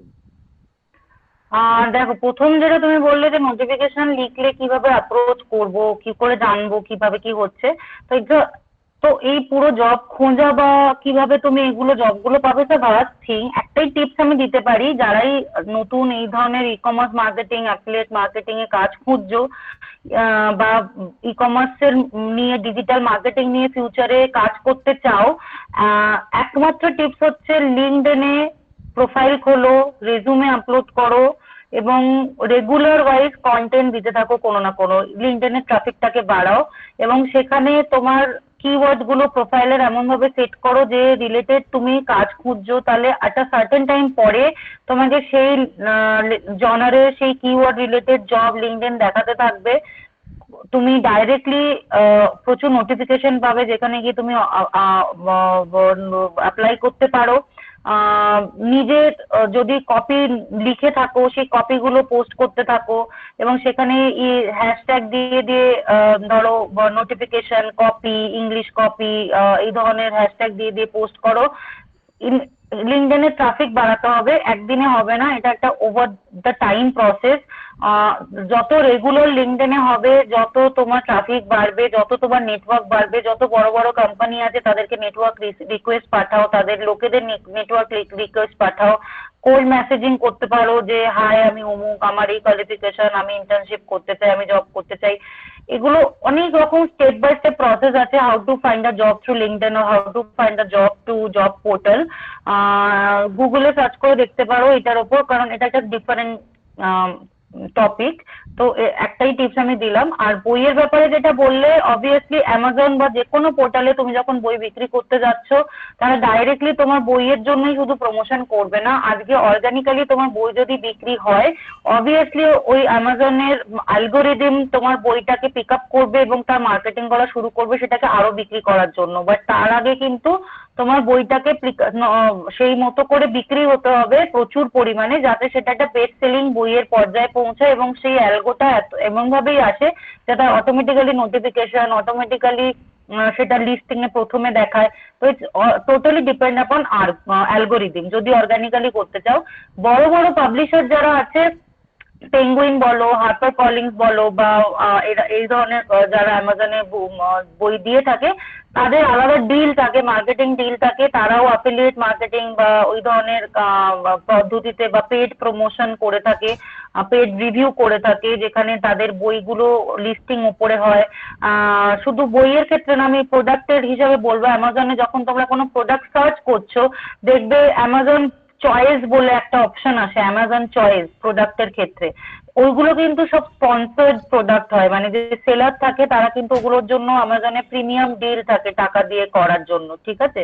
তো ওইগুলো লিস্টিং উপরে করার জন্য সব পেড তোমাকে প্রমোশন করতে হবে, আদারওয়াইজ আসবে না। তো আইদার পেড করতে হবে, আইদার এমন অর্গানিক্যালি বিক্রি হতে হবে যাতে ওটা অটোমেটিক্যালি ওর অ্যালগোরিদমটা তোমার বইটাকেই প্রমোট করে বা ওপর দিকে নিয়ে যায়।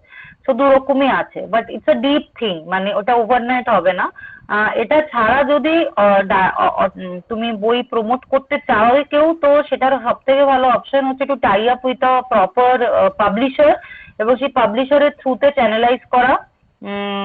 কারণ পাবলিশাররা প্রফেশনাল হয় এবং তাদের হাতে প্রচুর বই থাকে, ক্যাটালগ থাকে, তো তারা একটা ক্যাটালগের সাথে অন্য, তখন কপিরাইট বিক্রি হয় না এখন, বই শুধুমাত্র বিক্রি থেকে টাকা পাওয়া যায় না, অডিও বুক থেকেও টাকা পাওয়া যায়। আমি নিজে অডিও বুকের কপিরাইটের কাজ করি, তো আমরা প্রচুর রাইটারদের কাছ থেকে এরকম অডিও বুকের কপিরাইট নিই, মেনলি পাবলিশারদের কাছ থেকে।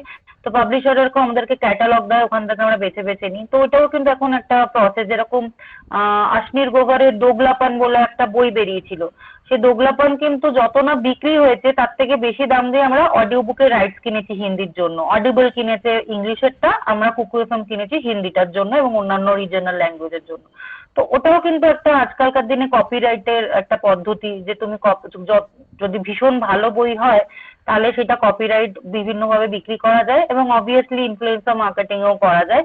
সব থেকে ভালো হয় যে আজকে রাইটার যদি নিজে ইনফ্লুয়েন্সার হয়, আজকে প্রচুর রাইটার আছে যারা নিজেরা ইনফ্লুয়েন্সার, যেমন রঘুবেন্দ্র সিং বলে একজন আছে, রিসেন্টলি গৌর গোপাল দাস যিনি একজন সন্ন্যাসী, তার বই বেরিয়েছে। তিনি তো নিজের ইনস্টার এবং টুইটার এবং লিঙ্কডইনে নিজেই ইনফ্লুয়েন্সার হয়ে পুরো তার বইটাকে প্রমোট করলেন এবং তার বইয়ের কপিরাইটের অডিও বুকস এর জন্য বিক্রি করলেন। তো সব থেকে ভালো হয় কেউ যদি নিজে ইনফ্লুয়েন্সার হয় এবং বই, এখন তো ইনফ্লুয়েন্সাররা নিজে বইও লিখছে, তো পুরোটাই একটা ছাতার তলায় এসে গেছে। তো সবাই মানে ইনফ্লুয়েন্সাররা সিনেমাও করছে, ইনফ্লুয়েন্সাররা বইও লিখছে, কারণ তাদের নেটওয়ার্কটা এতটাই বড়। তুমি নিজে যদি ইনফ্লুয়েন্সার হয়, it's the best way to promote your product, সেটা বই হোক, সেটা তোমার মার্চেন্ডাইজ হোক, সেটা যে কোনো প্রোডাক্ট হোক। তো এটাই হচ্ছে যেটা তুমি জিজ্ঞাসা করলে, সেটা একটা যতটা সংক্ষেপে বলা যায় আমি বললাম। Thank you ma'am. Okay, then হচ্ছে social media marketing. Social media marketing obviously তোমরা পড়ে এসছো, ডিজিটাল মার্কেটিং এর ওয়ান অফ দ্য স্তম্ভ সোশ্যাল মিডিয়া মার্কেটিং। এবং সোশ্যাল মিডিয়া মার্কেটিং এ শুধুমাত্র এই যে মডেল গুলো বললাম যে B2B বা B2C নয়, কিন্তু সমস্ত রকম মডেলেই কিন্তু সোশ্যাল মিডিয়া মার্কেটিং এর ট্রাফিক জেনারেট করা যায়। এবং সোশ্যাল মিডিয়া মার্কেটিং এর সব থেকে বড় প্লাস পয়েন্ট হচ্ছে যে তোমার প্রোডাক্ট বিক্রির থেকেও যেটা বেসিক দরকার, আজকে তুমি যখন কোনো ই কমার্স সাইট খুলছো, সাপোজ ধরো তুমি শাড়ি বিক্রি করবে বা হোম ডেকোর আইটেম বিক্রি করবে বা সাপোজ তোমার বই বিক্রি করবে, সব থেকে মানে সব থেকে ইজি ওয়ে টু স্টার্ট হচ্ছে তোমার একটা ফেসবুকে বা ইনস্টাতে একটা পেজ খুলে দাও। এবং এখন ইনস্টা অ্যাড বা ফেসবুকের অ্যাড গুলো ভীষণ কম দামে প্রমোট করা যায়। আজকে তুমি ধরো একটা তোমার প্রোডাক্ট নিয়ে রিল বানালে, সাপোজ বই নিয়ে একটা রিল বানালে বা শাড়ি নিয়ে একটা রিল বানালে বা হোম ডেকোরের যে আইটেমটা বিক্রি করবে, করে সেটাকে বুস্ট করলে, এখন যদি তুমি 500 টাকারও বুস্ট করো না ওটা ফেসবুক বা ইনস্টার থ্রুতে, তুমি 4-5 দিনে প্রায় মিনিমাম 20 থেকে 30,000 ভিউ পাবে, যদি তোমার কন্টেন্টটা ভীষণ এনগেজিং হয়। মানে তুমি প্রচুর ট্রাফিক পাচ্ছ, তোমার চ্যানেল হচ্ছে, প্লাস ফলোয়ার তো এক্সট্রা পাবেই। তখন সব রকম মানে ভীষণ রিজনেবল ওয়েতে তুমি সোশ্যাল মিডিয়া মার্কেটিং এ তোমার প্রোডাক্টে প্রমোট শুরু করতে পারো। বুস্ট না করেও তুমি যদি রেগুলার ওয়েতে কন্টেন্ট দাও, তোমার প্রোডাক্টের একটা টাইমে গিয়ে তোমার ট্রাফিক বাড়বেই। তো সোশ্যাল মিডিয়া মার্কেটিং এমনই একটা জিনিস যেখানে সোশ্যাল প্ল্যাটফর্ম, কি সেটা ইউটিউব হোক, ইনস্টা হোক, দেন ফেসবুক হোক, হোয়াটসঅ্যাপ হোক, ইনফ্যাক্ট এখন টেলিগ্রামও ভীষণ পপুলার। টেলিগ্রাম চ্যানেলে সবাই এখন প্রচুর ই কমার্স মার্কেটিং হয়, টেলিগ্রাম চ্যানেলে কেনা বেচা করে। ইনফ্যাক্ট ঘর বাড়ি বিক্রি করে, গাড়ি বিক্রি করে টেলিগ্রাম চ্যানেলের থ্রুতে। গাড়ি বাড়ি রেন্টের জন্য অনেকে ব্রোকার যারা থাকে তারা টেলিগ্রাম চ্যানেলে প্রচুর চ্যানেল খুলে রাখে। তো টেলিগ্রামও কিন্তু এখনকার দিনে অন্যতম একটা ই কমার্স মার্কেটিং এর চ্যানেল হতে পারে, সেটা সোশ্যাল মিডিয়ার মধ্যেই কিন্তু পড়ছে, মানে কমিউনিটি যেখানে তোমার নেটওয়ার্ক তৈরি করছে এবং তার থ্রুতে তুমি বিক্রি করছো। দেন চ্যাটবট মার্কেটিং। চ্যাটবট মার্কেটিং তোমরা অনেকেই ইউজ করেছো, বাট দ্যাট ইজ যে ই কমার্স মার্কেটিং এর পার্ট, মেবি তোমরা খেয়াল করোনি। আজকে যখনই আমরা কোনো প্রোডাক্ট কিনে, ধরো সেই প্রোডাক্টের কোনো খারাপ হলো বা রিটার্নের কোনো গোলমাল হলো বা পেমেন্ট ইস্যু হলো, আমার রিফান্ড চাই, সুইগিতে ধরো ডেলিভার হলো না, রিফান্ড চাই, আমরা কোথায় যাই? আমরা দেখবে হেল্প পে গিয়ে চ্যাটে যাই। আগে কাস্টমার কেয়ারে কথা বলার আগে কিন্তু আমাদের ওই একটা চ্যাটের উইন্ডোতে নিয়ে যায়, যেখানে কিন্তু আমাদের বিভিন্ন কোশ্চেন জিজ্ঞাসা করে, আপনি কি খাবারটা পেয়েছেন, খাবারটা কি ঠিকঠাক অবস্থায় ছিল, খাবারটা কি প্যাক অবস্থায় ছিল, খাবারের ছবিটা শেয়ার করুন। এই পুরোটাই কিন্তু চ্যাট বট, মানে বট মানে হচ্ছে রোবট, মানে ইনিশিয়াল যে কথাবার্তাগুলো হয় পুরোটাই কিন্তু কোনো রিয়েল মানুষের সাথে তোমরা কথা বলো না, সেটা কিন্তু একটা রোবোটিক এআই জেনারেটেড পদ্ধতি, যেখানে ওই বটটাকে বা রোবটটাকে এমন ভাবে ট্রেন করা হয় যে তোমার সম্ভাব্য আনসার বা কোশ্চেন কি কি হতে পারে এবং তার সম্ভাব্য আনসার বা সেই রিলেটেড আনসার কি হবে। এবং একটা লেভেলের পর যখন সে গিয়ে আর উত্তর দিতে পারে না, দেখবে তোমাকে লাস্টে জিজ্ঞাসা করে, are you satisfied, do you have more question, তখন কিন্তু সে তোমাকে কানেক্ট করা হচ্ছে অ্যাকচুয়াল যারা customer care executive, real person, তাদের সাথে। তার আগে অবধি কিন্তু অনেক ক্ষেত্রেই দেখবে তোমরা ওই চ্যাটের মধ্যেই হয়তো বলে দেয় refund initiated, your return initiated বা thank you for connecting with us. তো পুরোটাই কিন্তু chatbot marketing, e commerce marketing, যার মেন উদ্দেশ্যটাই হচ্ছে যে ইউজার বা কনজিউমার এক্সপিরিয়েন্সটাকে ফুললি স্যাটিসফাইড করানো। আজকে হেলথ কেয়ার বা ব্যাংকিং বা ফুড রিটেল সমস্ত জায়গাতে কিন্তু ই কমার্স মার্কেটিংটা, এই চ্যাটবট মার্কেটিংটা একটা অন্যতম ই কমার্স চ্যানেলের মার্কেটিং এর চ্যানেলের মধ্যে পড়ে, যেখানে যখনই তোমার কাস্টমার সেলারের সাথে কমিউনিকেট, যোগাযোগ করার চেষ্টা করছে, ফার্স্টে এই চ্যাটবটের মাধ্যমে একটা বেসিক ইনফরমেশন নিয়ে নেওয়া হয়। এতে কি হয়, এতে কাস্টমার কেয়ার এক্সিকিউটিভ বা কাস্টমার কেয়ার সাপোর্ট টিমের যে সংখ্যাটা থাকে অনেকটা কমিয়ে ফেলা যায়, কারণ শুরুতেই তুমি অনেকটা কোশ্চেনের আনসার করে দিতে পারছো যেটা এআই জেনারেটেড হচ্ছে। এবং তাছাড়া যদি তোমার এক্সট্রা কোশ্চেন থাকে তখন তুমি একটা লিমিটেড লোক বল নিয়ে তুমি তোমার কাস্টমার কেয়ারটা চালাতে পারবে, তোমাকে একটা huge amount of customer care support লোকের সাপোর্ট নিতে হবে না। তো this is one of the very popular way of e-commerce marketing to যেখানে ইউজার এক্সপিরিয়েন্স এর কে গুরুত্ব দেওয়া হয় এবং ইউজার স্যাটিসফ্যাকশনের জন্য একটা বিশাল প্রয়োজনীয় জিনিস। ইনফ্লুয়েন্সার মার্কেটিং সবাই জানো, আজকে ক্লাস করেছো। ইনফ্লুয়েন্সার মার্কেটিং কি আমি বিশেষ কিছু বলছি না, আমি জাস্ট এখানে একটা স্ক্রিনশট দিয়ে দিয়েছি যেখানে এটা অবভিয়াসলি ইনসাইড আউটার থেকে নেওয়া, দেখলেই বুঝতে পারবে। ইউজ কুপন কোড রয়েছে, প্রোডাক্ট রয়েছে, পেড পার্টনারশিপ লেখা রয়েছে, যেরকম লাস্ট দিন ক্লাসে আমি বলেছিলাম। এখানে সব দেখো পার্টনারশিপ লেখা রয়েছে, ইউজ মাই কুপন কোড সব দেওয়া রয়েছে। তো ইনফ্লুয়েন্সার মার্কেটিং অবভিয়াসলি ডিটেলসে বলার কিছু নেই, আজকেই তোমরা ক্লাস করেছো। অ্যান্ড অ্যাফিলিয়েট মার্কেটিং যেটাও আগের দিন ক্লাস করেছি, যে সেম অ্যাজ ইনফ্লুয়েন্সার মার্কেটিং। পার্থক্যটা এটাই যে ইনফ্লুয়েন্সার মার্কেটিং এ আমরা আগে পে করে দিচ্ছি ইনফ্লুয়েন্সারকে বা ইনস্টা বা ফেসবুক বা ইউটিউবে প্রমোট করার জন্য এবং তাকে দিয়ে সেল করাচ্ছি। অ্যাফিলিয়েট মার্কেটিং এ প্রথমে কোনো টাকা দিচ্ছি না, তাকে বিক্রি করছে তবে সে যদি বিক্রি করে তবেই তাকে টাকা দিচ্ছি বা কমিশন দিচ্ছি। যতটা বিক্রি করছে তার একটা পার্সেন্টেজ 10%, 7%, 15% দিচ্ছি, যেটা আমরা আগের দিনের ক্লাসে বলেছি। এবং এটা অবভিয়াসলি একটা ROI এফেক্টিভ জিনিস এবং এটা ব্র্যান্ড অ্যাওয়ারনেস এর জন্য ভীষণ ভালো। তোমার যদি বিক্রি বাটা নাও হয়, আজকে অ্যাফিলিয়েট মার্কেটিং দিয়ে তুমি ভীষণভাবে ব্র্যান্ড ভিজিবিলিটি করাতে পারছো, যেটার জন্য তোমার কোনো টাকাও লাগছে না। লাস্ট হচ্ছে email marketing. Email marketing nothing but আজকে প্রত্যেকটা কোম্পানি বা অ্যাপ বা ই কমার্স সাইট যেখানে তোমার লগ ইন করা আছে, সব সব কটা জায়গা থেকে দেখবে তোমার কাছে প্রমোশনাল মেল আসে, যেখানে তুমি যে আইডি দিয়ে লগ ইন করে রেখেছো সেম জিনিস অ্যাজ নোটিফিকেশন, যেটা আমরা বললাম, মনে করানো যে আমিও কিন্তু আছি, আমাকে ভুলে যেও না, বা আমার এই প্রমোশন শুরু হচ্ছে, আজকে এই সেল শুরু হলো, এত % ডিসকাউন্ট শুরু হলো, সমস্তটাই যেরকম নোটিফিকেশনে পাঠানো হয় পুরোটা ইমেলে পাঠানো হয়। আমি এখানে একটা স্পটিফাই স্ক্রিনশট দিয়েছি, যেটা আমাকে স্পটিফাই সারাক্ষণ পাঠিয়ে থাকে, যে last day 3 months of premium for free. এটা একটা অফার ওরা দিচ্ছে যে 3 months এর প্রিমিয়াম আমি নিতে পারি ফ্রি এর জন্য, সেটা আমাকে বারবার ওরা মেলে পাঠাচ্ছে। এবং ইমেলে, এবং একটা মেল আমি যখনই বারবার পাই, একটা টাইম পরে গিয়ে আমার মনে হয় ঠিক আছে আমি একটু ক্লিক করে দেখি। এবং অনেক সময় আমি হয়েছে যেটা আমি নিয়েওছি এবং তোমরাও নিয়ে থাকো, স্পেশালি যখন এই ফ্রি অফার গুলো দেওয়া হয়, লগ ইন করে ফ্রি অফার গুলো, সেটা তোমরা নিয়ে থাকি। এবং খুব ইম্পর্টেন্ট একটা ট্রিভিয়া বা ফ্যাক্ট যদি তুমি বলো, সেটা কিন্তু the average open rate across all industries was 35%, while the average click through rate মানে CTR is 5.46% in case of email marketing, and email is a 40x more effective at customer acquisition than both Facebook and Twitter.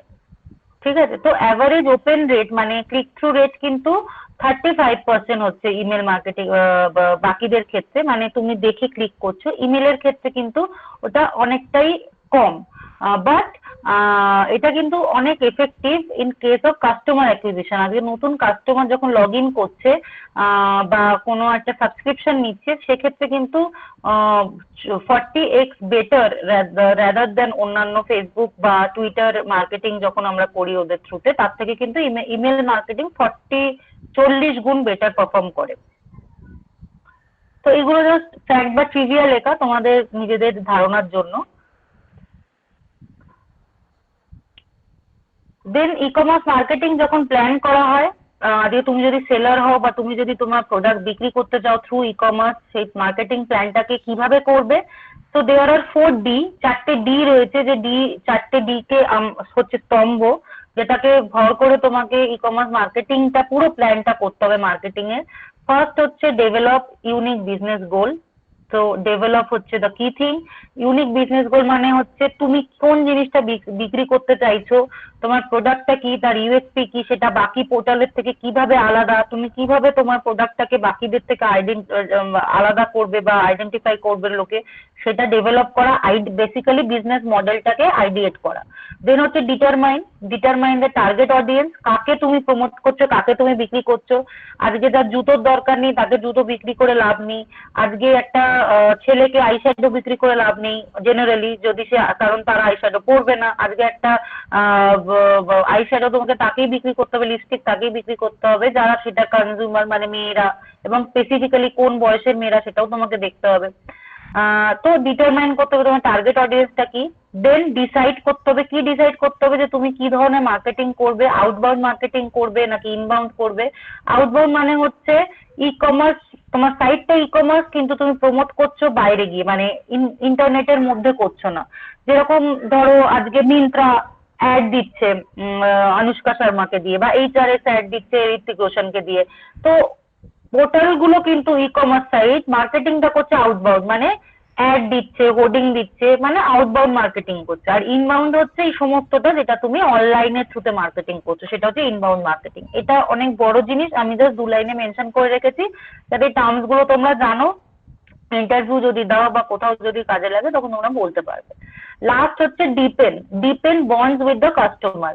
Customer যখনই আসছে তাকে কি করে তার এক্সপিরিয়েন্সটাকে ভালো করা যায়, ইউজার এক্সপিরিয়েন্সটাকে স্যাটিসফাই করা যায়, তার জন্য তাকে বিভিন্ন ভাবে ইনভলভ করতে হয়। সেটা যেমন তাকে কুপন কোড দেওয়া, পার্সোনালাইজ রেকমেন্ডেশন দেওয়া, তাকে দিয়ে পোল করানো যে তুমি কি ধরনের প্রোডাক্ট চাইছো, সার্ভে করা, ফ্রি ট্রায়াল, যেরকম আমি দেখালাম স্পটিফাই এর ক্ষেত্রে যে 3 মাসে ফ্রি ট্রায়াল দিচ্ছে, আগে তুমি ব্যবহার করে দেখে নাও আমার জিনিস কিরকম, তারপরে তুমি টাকা দাও। তো কাস্টমার এক্সপিরিয়েন্সটা করা, কাস্টমারের সাথে তুমি একটা ডিপ বন্ড তৈরি করছো যাতে সেই কাস্টমার আর মানে তোমার থেকে কেনে এবং কিনেই যায়, ফিরে যাতে না যায় অন্য কোনো ওয়েবসাইটে বা অ্যাপে, তোমার কাছেই থাকে। লয়াল কাস্টমার পেতে গেলে তো এই 4টে ডি হচ্ছে ই কমার্স মার্কেটিং প্ল্যানের মেন স্তম্ভ, develop, determine, decide and depend. অনেকটাই শেষের পথে চলে এসেছি। ই কমার্স মার্কেটিং স্ট্র্যাটেজির এন্ড টিপস কিছুই না, স্টেপ বাই স্টেপ এখানে লেখা রয়েছে যে কোন কোন জিনিসে তোমরা ফোকাস করবে, বা একটা কোম্পানি বা সেলার যখন ই কমার্স মার্কেটিং স্টার্ট করবে এই 4টে জিনিস হচ্ছে মেন, এবং এই 4টে জিনিসের উপর ভিত্তি করে, এই 4টে ডি এর উপর ভিত্তি করে কোন কোন জিনিসে স্টেপ বাই স্টেপ সে ফোকাস করে তার স্ট্র্যাটেজিটাকে বানাবে।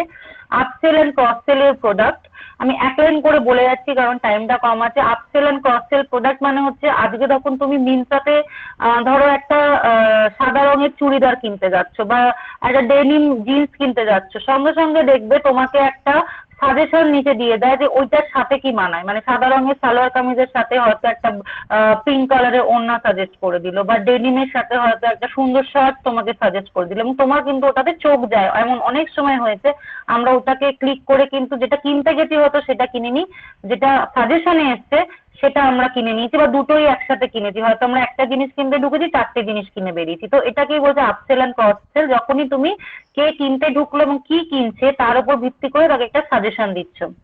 রিওয়ার্ড ইউর লয়াল কাস্টমার, যে তোমার লয়াল কাস্টমার রেগুলার তোমাকে কিনছে তাকে দেখবে তুমি মিন্ত্রা থেকে তো মাঝে মাঝেই আসে this is your birthday month, এত পয়েন্ট তোমাকে দেওয়া হলো, সুইগি থেকে আসে কুপন কোড দেয়, অনেক সময় পার্সোনালাইজ কুপন কোড দেয় যেটা তুমি রিডিম করে তোমার ওইটাকে কমাতে পারো। তো সবসময় যে লয়াল কাস্টমারকে এমন ভাবে ট্রিট করা উচিত যেন সে তোমার কাছে ভীষণ স্পেশাল, যাতে ওই সেম জিনিস ইউজার রিটেনশনটা যাতে থাকে। Speed up your website, obviously তুমি আজকে ওয়েবসাইটে এমন ভাবে ডিজাইন করতে হবে, এমন ব্যাক এন্ডে টেকনিক্যাল যাতে কোনো গ্লিচেস না থাকে, যাতে ভীষণ স্মুথ হয়, মানে ক্লিক করছো সঙ্গে সঙ্গে খুলে যাচ্ছে, মানে রেন্ডারিং এ যাতে টাইম না লাগে।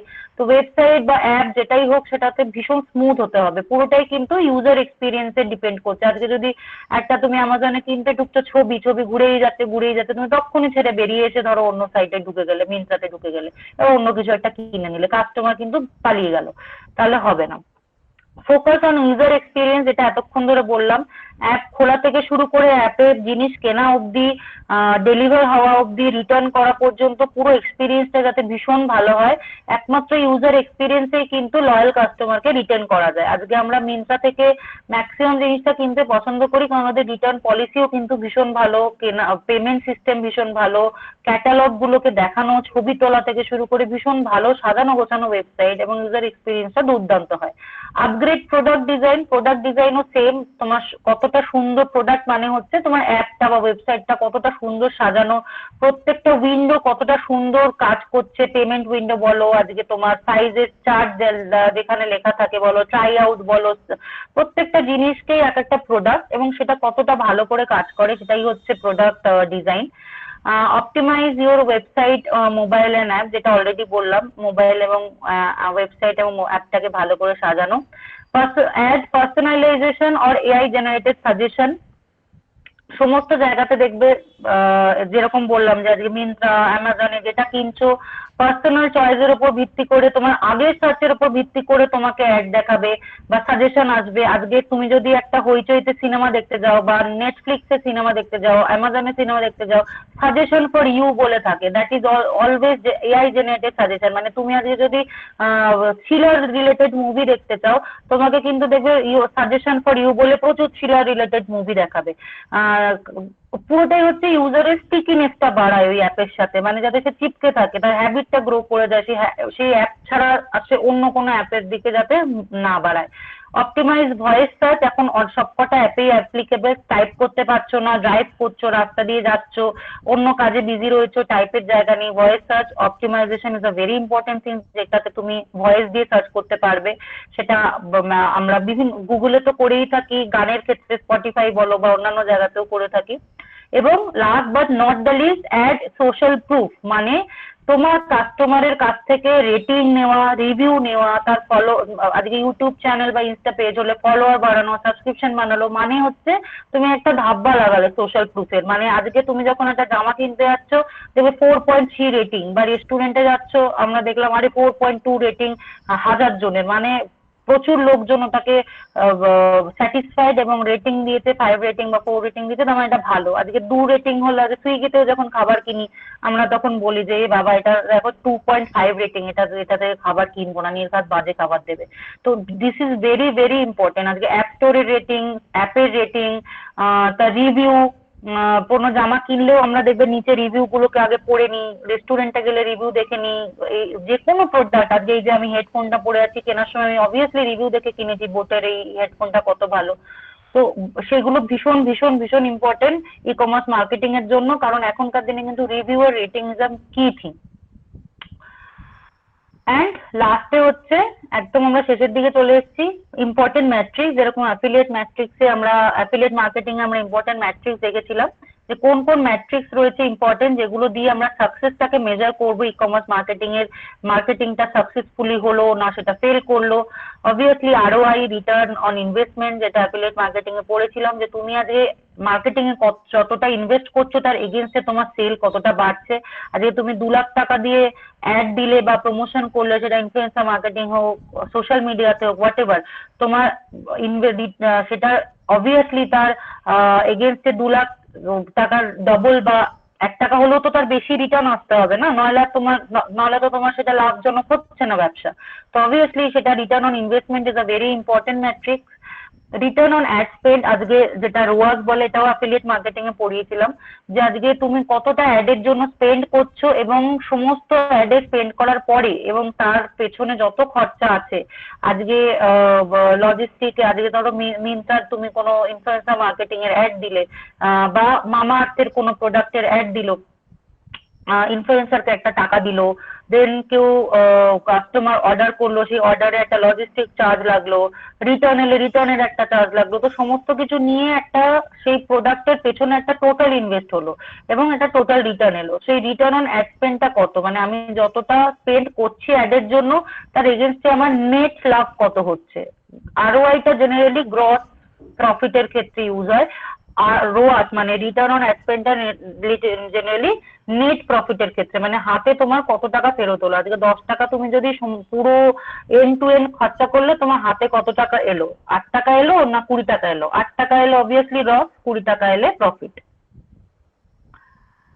কনভার্সন রেট অপটিমাইজেশন, মানে এটা ট্রাফিকের জন্য, যেটা নেক্সটেই রয়েছে। মানে আজকে তোমার কত ট্রাফিক এলো, কত লোক তোমার অ্যাপে ঢুকলো, কত লোক তোমার প্রোফাইলে ঢুকলো বা ওয়েবসাইটে ঢুকলো, এবং কতজন কনভার্টেড হলো তোমার কাস্টমারে।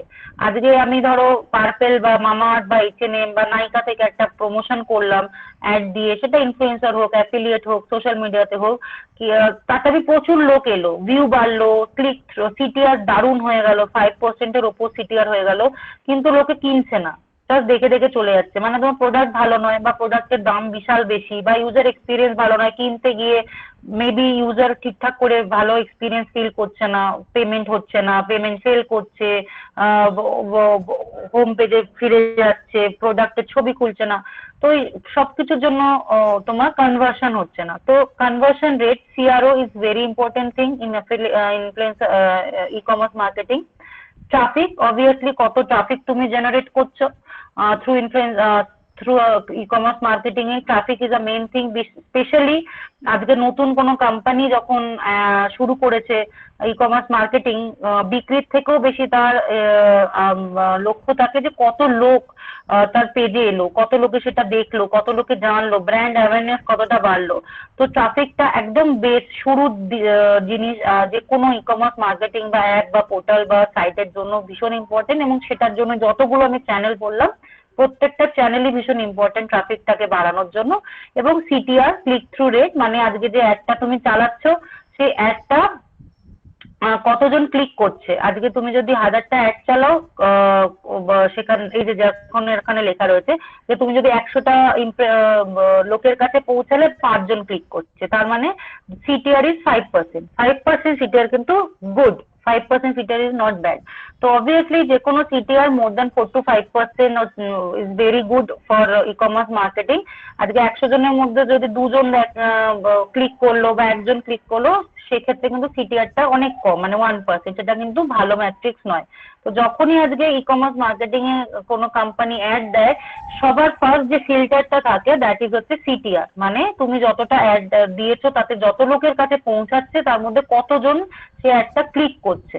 সেটা যদি 4-5% থাকে বা তার বেশি থাকে, অবভিয়াসলি অ্যাডটা তোমার ভীষণ ভালো, অ্যাডের কপিটা ভালো, ক্রিয়েটিভটা ভালো এবং প্রোডাক্টটা অবভিয়াসলি ভালো বলেই তোমার সেই ক্লিক বেটটা হয়েছে। এটা as a whole e commerce marketing এর যতটা না ছেলে পড়ানো আমি পড়ালাম, we have like 5-7 minutes more, কারণ আমরা 7-10 মিনিট পরে শুরু করেছি। তো যা যা বললাম, তোমাদের যদি কারোর কোনো কোয়েশ্চেন থাকে এবার এটা নিয়ে তোমরা বলতে পারো।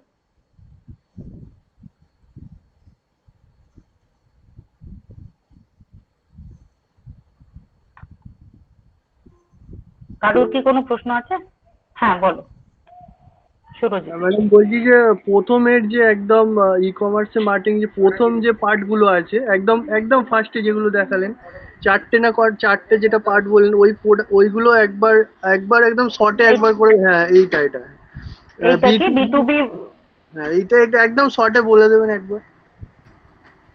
আচ্ছা, এটা হচ্ছে ই কমার্স মার্কেটিং এর মডেল, মানে তুমি কে বিজনেসটা করছে এবং কে জিনিসটা কিনছে, তার 4টে মডেল হচ্ছে সব থেকে পপুলার। আরো অনেক মডেল আছে, কিন্তু এই 4টে মডেলই হচ্ছে সব থেকে পপুলার। B2B, B2C, C2C এবং C2B। বিজনেস টু বিজনেস মানে একজন বিজনেস যে করছে, যে সেলার, সে একটা সেলারকে বিক্রি করছে, কোনো ইন্ডিভিজুয়াল কনজিউমার বা কাস্টমারকে বিক্রি করছে না। যেরকম আলিবাবা মানে ধরো হোলসেলে বিক্রি করছে বা পাইকারি রেটে বিক্রি করছে। আলিবাবা যেরকম পুরো চাইনিজ প্রোডাক্ট, প্রচুর আলপিন টু এলিফ্যান্ট যাবতীয় জিনিস হোলসেলে বিক্রি করতে, এবং আজকে ধরো ইন্ডিয়ার কোনো একটা লোকাল মার্কেটের ধরো কোনো লোক, সে যদি বিক্রি করতে চাইতো ওখান থেকে আনিয়ে কিন্তু সে বিক্রি করতে পারতো। তো একটা বিজনেসম্যান একটা বিজনেসম্যানকে বিক্রি করছে, তো দ্যাট ইজ হচ্ছে B2B। B2C মানে বিজনেস টু কাস্টমার, যেটা আমরা মিন্ত্রা, আমাজন, নাইকা, ফ্লিপকার্ট যাবতীয়, মানে একটা বিজনেসম্যান সেটা কনজিউমারকে বিক্রি করছে, বিজনেস কোম্পানি সেটা কাস্টমারকে বিক্রি করছে, ইন্ডিভিজুয়াল কাস্টমার সেখান থেকে কিনছে, সে নিজে ইউজ করার জন্য কিনছে, সেটা হচ্ছে B2C। কনজিউমার টু কনজিউমার মানে হচ্ছে আমি নিজে একটা কনজিউমার, আমি নিজে একটা প্রোডাক্ট কিনেছিলাম, আমি আর এখন সেটা ইউজ করব না, আমি সেটা অন্য কনজিউমারকে বিক্রি করব। আমি এটা ই কমার্স পোর্টালের থ্রুতে বিক্রি করছি, যেমন ওয়েলেক্স, ইবে, কুইকার, কার দেখো থ্রুতে গাড়ি বিক্রি হচ্ছে। তো ইউজ করা জিনিস বা অলরেডি আমি যেটা ইউজ করেছি সেটা অন্য কোনো কনজিউমারকে ডাইরেক্ট বিক্রি করতে চাইছি, যেটার জন্য আমি ই কমার্স পোর্টালের হেল্প নিচ্ছি, সেটা হচ্ছে C2C। আর C2B মানে হচ্ছে কনজিউমার টু বিজনেস, মানে আমি নিজে একটা কনজিউমার বা কাস্টমার, আমি ইউজ করেছি এবং আমি অন্য কনজিউমার বা কাস্টমারকে রেফার করছি যে এই বিজনেস মানে এই প্রোডাক্টটা কেনো, এবং তাকে দিয়ে, মানে যেরকম ইনফ্লুয়েন্সার মার্কেটিং বা অ্যাফিলিয়েট মার্কেটিং আমরা করে থাকি, যে একটা আমি মানে যে ব্লগার সে নিজে বলছে যে আমি নিজে প্রোডাক্টটা ইউজ করেছি, আপনিও প্রোডাক্টটা ইউজ করুন, এবং এরকম ভাবে আমরা যে বিজনেস পোর্টালটা আছে বা কোম্পানিটা আছে তার লাভটাকে আমরা বাড়াচ্ছি, তার বিক্রিতে সাহায্য করছি। সুতরাং বিজনেসটা হচ্ছে কনজিউমারের থ্রু বিজনেস হচ্ছে, তো কনজিউমার টু বিজনেস, C2B। তো এই 4টে হচ্ছে মডেল। তাহলে ওই সেকেন্ড পার্টটা, যেটা সেকেন্ড যে বিজনেস টু কাস্টমার, যে ধরুন আমার কোনো বিজনেস আছে, যে কোনো হয়তো ইলেকট্রিক প্রোডাক্ট আছে, তো ইলেকট্রিক প্রোডাক্ট তো থ্রুতে হচ্ছে অ্যামাজন বা অ্যামাজনের মাধ্যমে আমি বিক্রি করছি। তো আমি আমার বিজনেসটা মানে অ্যামাজনে ওটা ইনপুট করব কিভাবে, ওটা একটু কনসেপ্টটা বললে ভালো হতো। বিজনেস তুমি যেটা বলছো, তুমি একটা সেলার, তুমি তো অ্যামাজনে প্রোডাক্টটাকে লিস্টিং করবে, কারেক্ট? তো সেটা কিন্তু হচ্ছে, হ্যাঁ, তো সেটা কিন্তু হচ্ছে তোমার B2B, মানে তুমি বিজনেসটা দিচ্ছ অ্যামাজনকে, সেটা B2C হবে না। আজকে অ্যামাজন যখন সেটা বিক্রি করবে কাউকে, সেটা হচ্ছে B2C। আজকে তুমি যখন অ্যামাজনকে দিচ্ছ, দ্যাট ইজ B2B। অ্যামাজন অ্যাসোসিয়েটের আন্ডারেই কিন্তু একটা প্রসেস আছে, যেখানে তুমি নিজে যদি সেলার হও, কিভাবে তোমার প্রোডাক্টটাকে লিস্টিং করবে সেটা পুরো পরপর ওয়েবসাইটে তুমি যদি সার্চ করো বেরিয়ে যাবে যে তুমি নিজে একটা লোকাল সেলার, তুমি অ্যামাজনের আন্ডারে তোমার প্রোডাক্টটাকে লিস্টিং করছো, এবং তার বদলে যখনই তোমার প্রোডাক্ট বিক্রি হবে অ্যামাজন সেখান থেকে তোমার থেকে কমিশন নেবে। তো that is a B2B business model. ওটাও কিন্তু একটা ই-কমার্স মার্কেটিং এর পার্ট। তো ওটার জন্য তোমাকে একটুখানি গুগলে গিয়ে সার্চ করতে হবে যে I want to register as a seller into Amazon. এটা বলে গুগলে সার্চ করো, তাহলে দেখবে অনেকগুলো প্রসেস বেরোচ্ছে। অ্যামাজন অ্যাসোসিয়েটের প্রোফাইলে গেলে তোমাকে পরপর দেখিয়ে দেবে। আচ্ছা, ঠিক আছে। হ্যাঁ, আর কেউ আছো কি? কেউ একটা কিছু লিখেছে কি? Hi ma'am, let us know about cashback and pay later in the e-commerce business. আচ্ছা, ক্যাশব্যাক পে লেটার, আচ্ছা ঠিক আছে। তো ক্যাশব্যাক মানে হচ্ছে আজকে পে লেটার আর ক্যাশব্যাক, দুটোই খুব ইম্পর্টেন্ট ম্যাট্রিক্স। এটাও, এই দুটোই কিন্তু হচ্ছে তোমার যেটাই বলছিলাম নিচে দেখো, ইউজার এক্সপিরিয়েন্সের ক্ষেত্রে ভীষণ ইম্পর্টেন্ট জিনিস ক্যাশব্যাক অ্যান্ড মানে ইউজার এক্সপিরিয়েন্সের ভীষণ জিনিস। আজকে ক্যাশব্যাক, আজকে আমরা ধরো কোনো অ্যামাজন পে থ্রুতে ধরো কোনো জিনিস কিনলাম, বা আজকে ফোন পেতেও দেখবে যখন আমরা কোনো পে করি তখন কিন্তু ক্যাশব্যাক দেয়, ঠিক আছে? বা অনেক সময় ক্যাশব্যাক অফার চলে ই-কমার্সের জন্য। তো তাতে কিছুই না, সেটা হচ্ছে ক্যাশব্যাকটা কিন্তু তোমাকে অ্যাকচুয়ালি অ্যাকাউন্টে দেয় না। ম্যাক্সিমামে দেখবে যে কিনছে তার ওই যে ভার্চুয়াল অ্যাকাউন্ট আছে অ্যামাজন বা মিন্ত্রা বা ফোন পে ওয়ালেটে জমা হয়।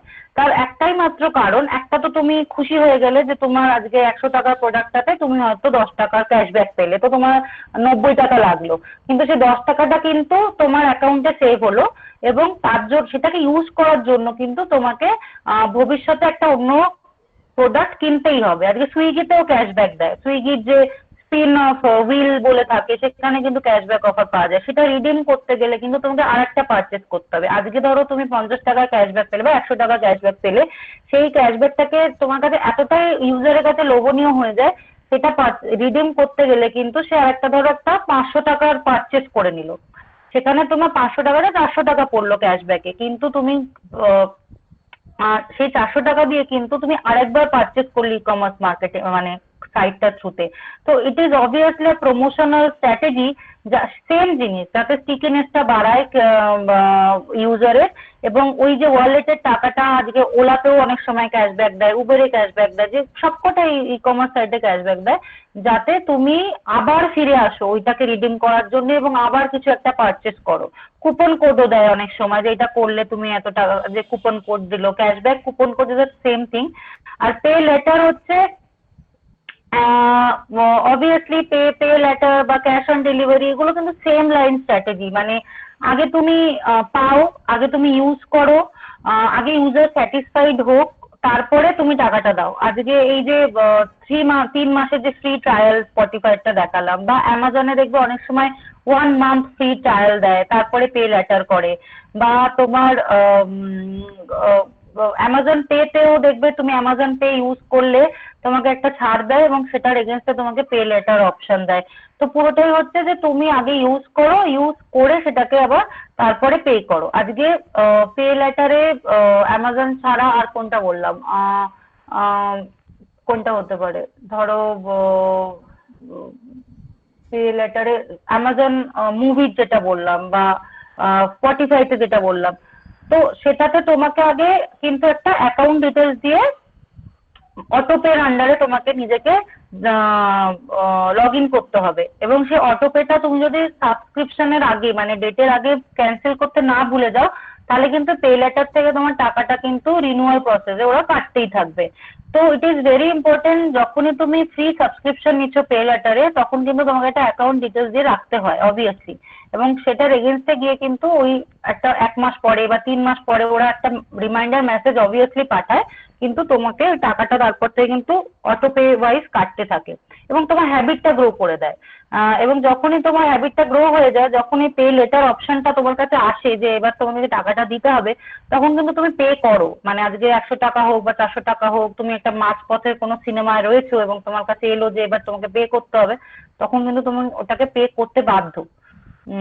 তো এটাই ক্যাশব্যাক আর পে লেটারের মেন উদ্দেশ্যই হচ্ছে পুরোটাই ইউজার এক্সপিরিয়েন্স। বিশেষ করে নতুন কোনো কিছু প্রমোট করতে গেলে, নতুন কোনো অফার প্রমোট করতে গেলে, যেটার একটু কম ডিমান্ড আছে, যেটা হয়তো মাঝখানে মার্কেট ডাউন আছে, তো এইগুলো সময় ই কমার্স পোর্টাল গুলো সবসময় ক্যাশব্যাক পে লেটার অপশন গুলো বেশি বেশি প্রমোট করে, যাতে যে কাস্টমার গুলো বেরিয়ে যাচ্ছে তাদেরকে যাতে রিটেন করা যায়, তাদের ইউজার এক্সপিরিয়েন্সটাকে যাতে আরো ডেভেলপ করা যায়।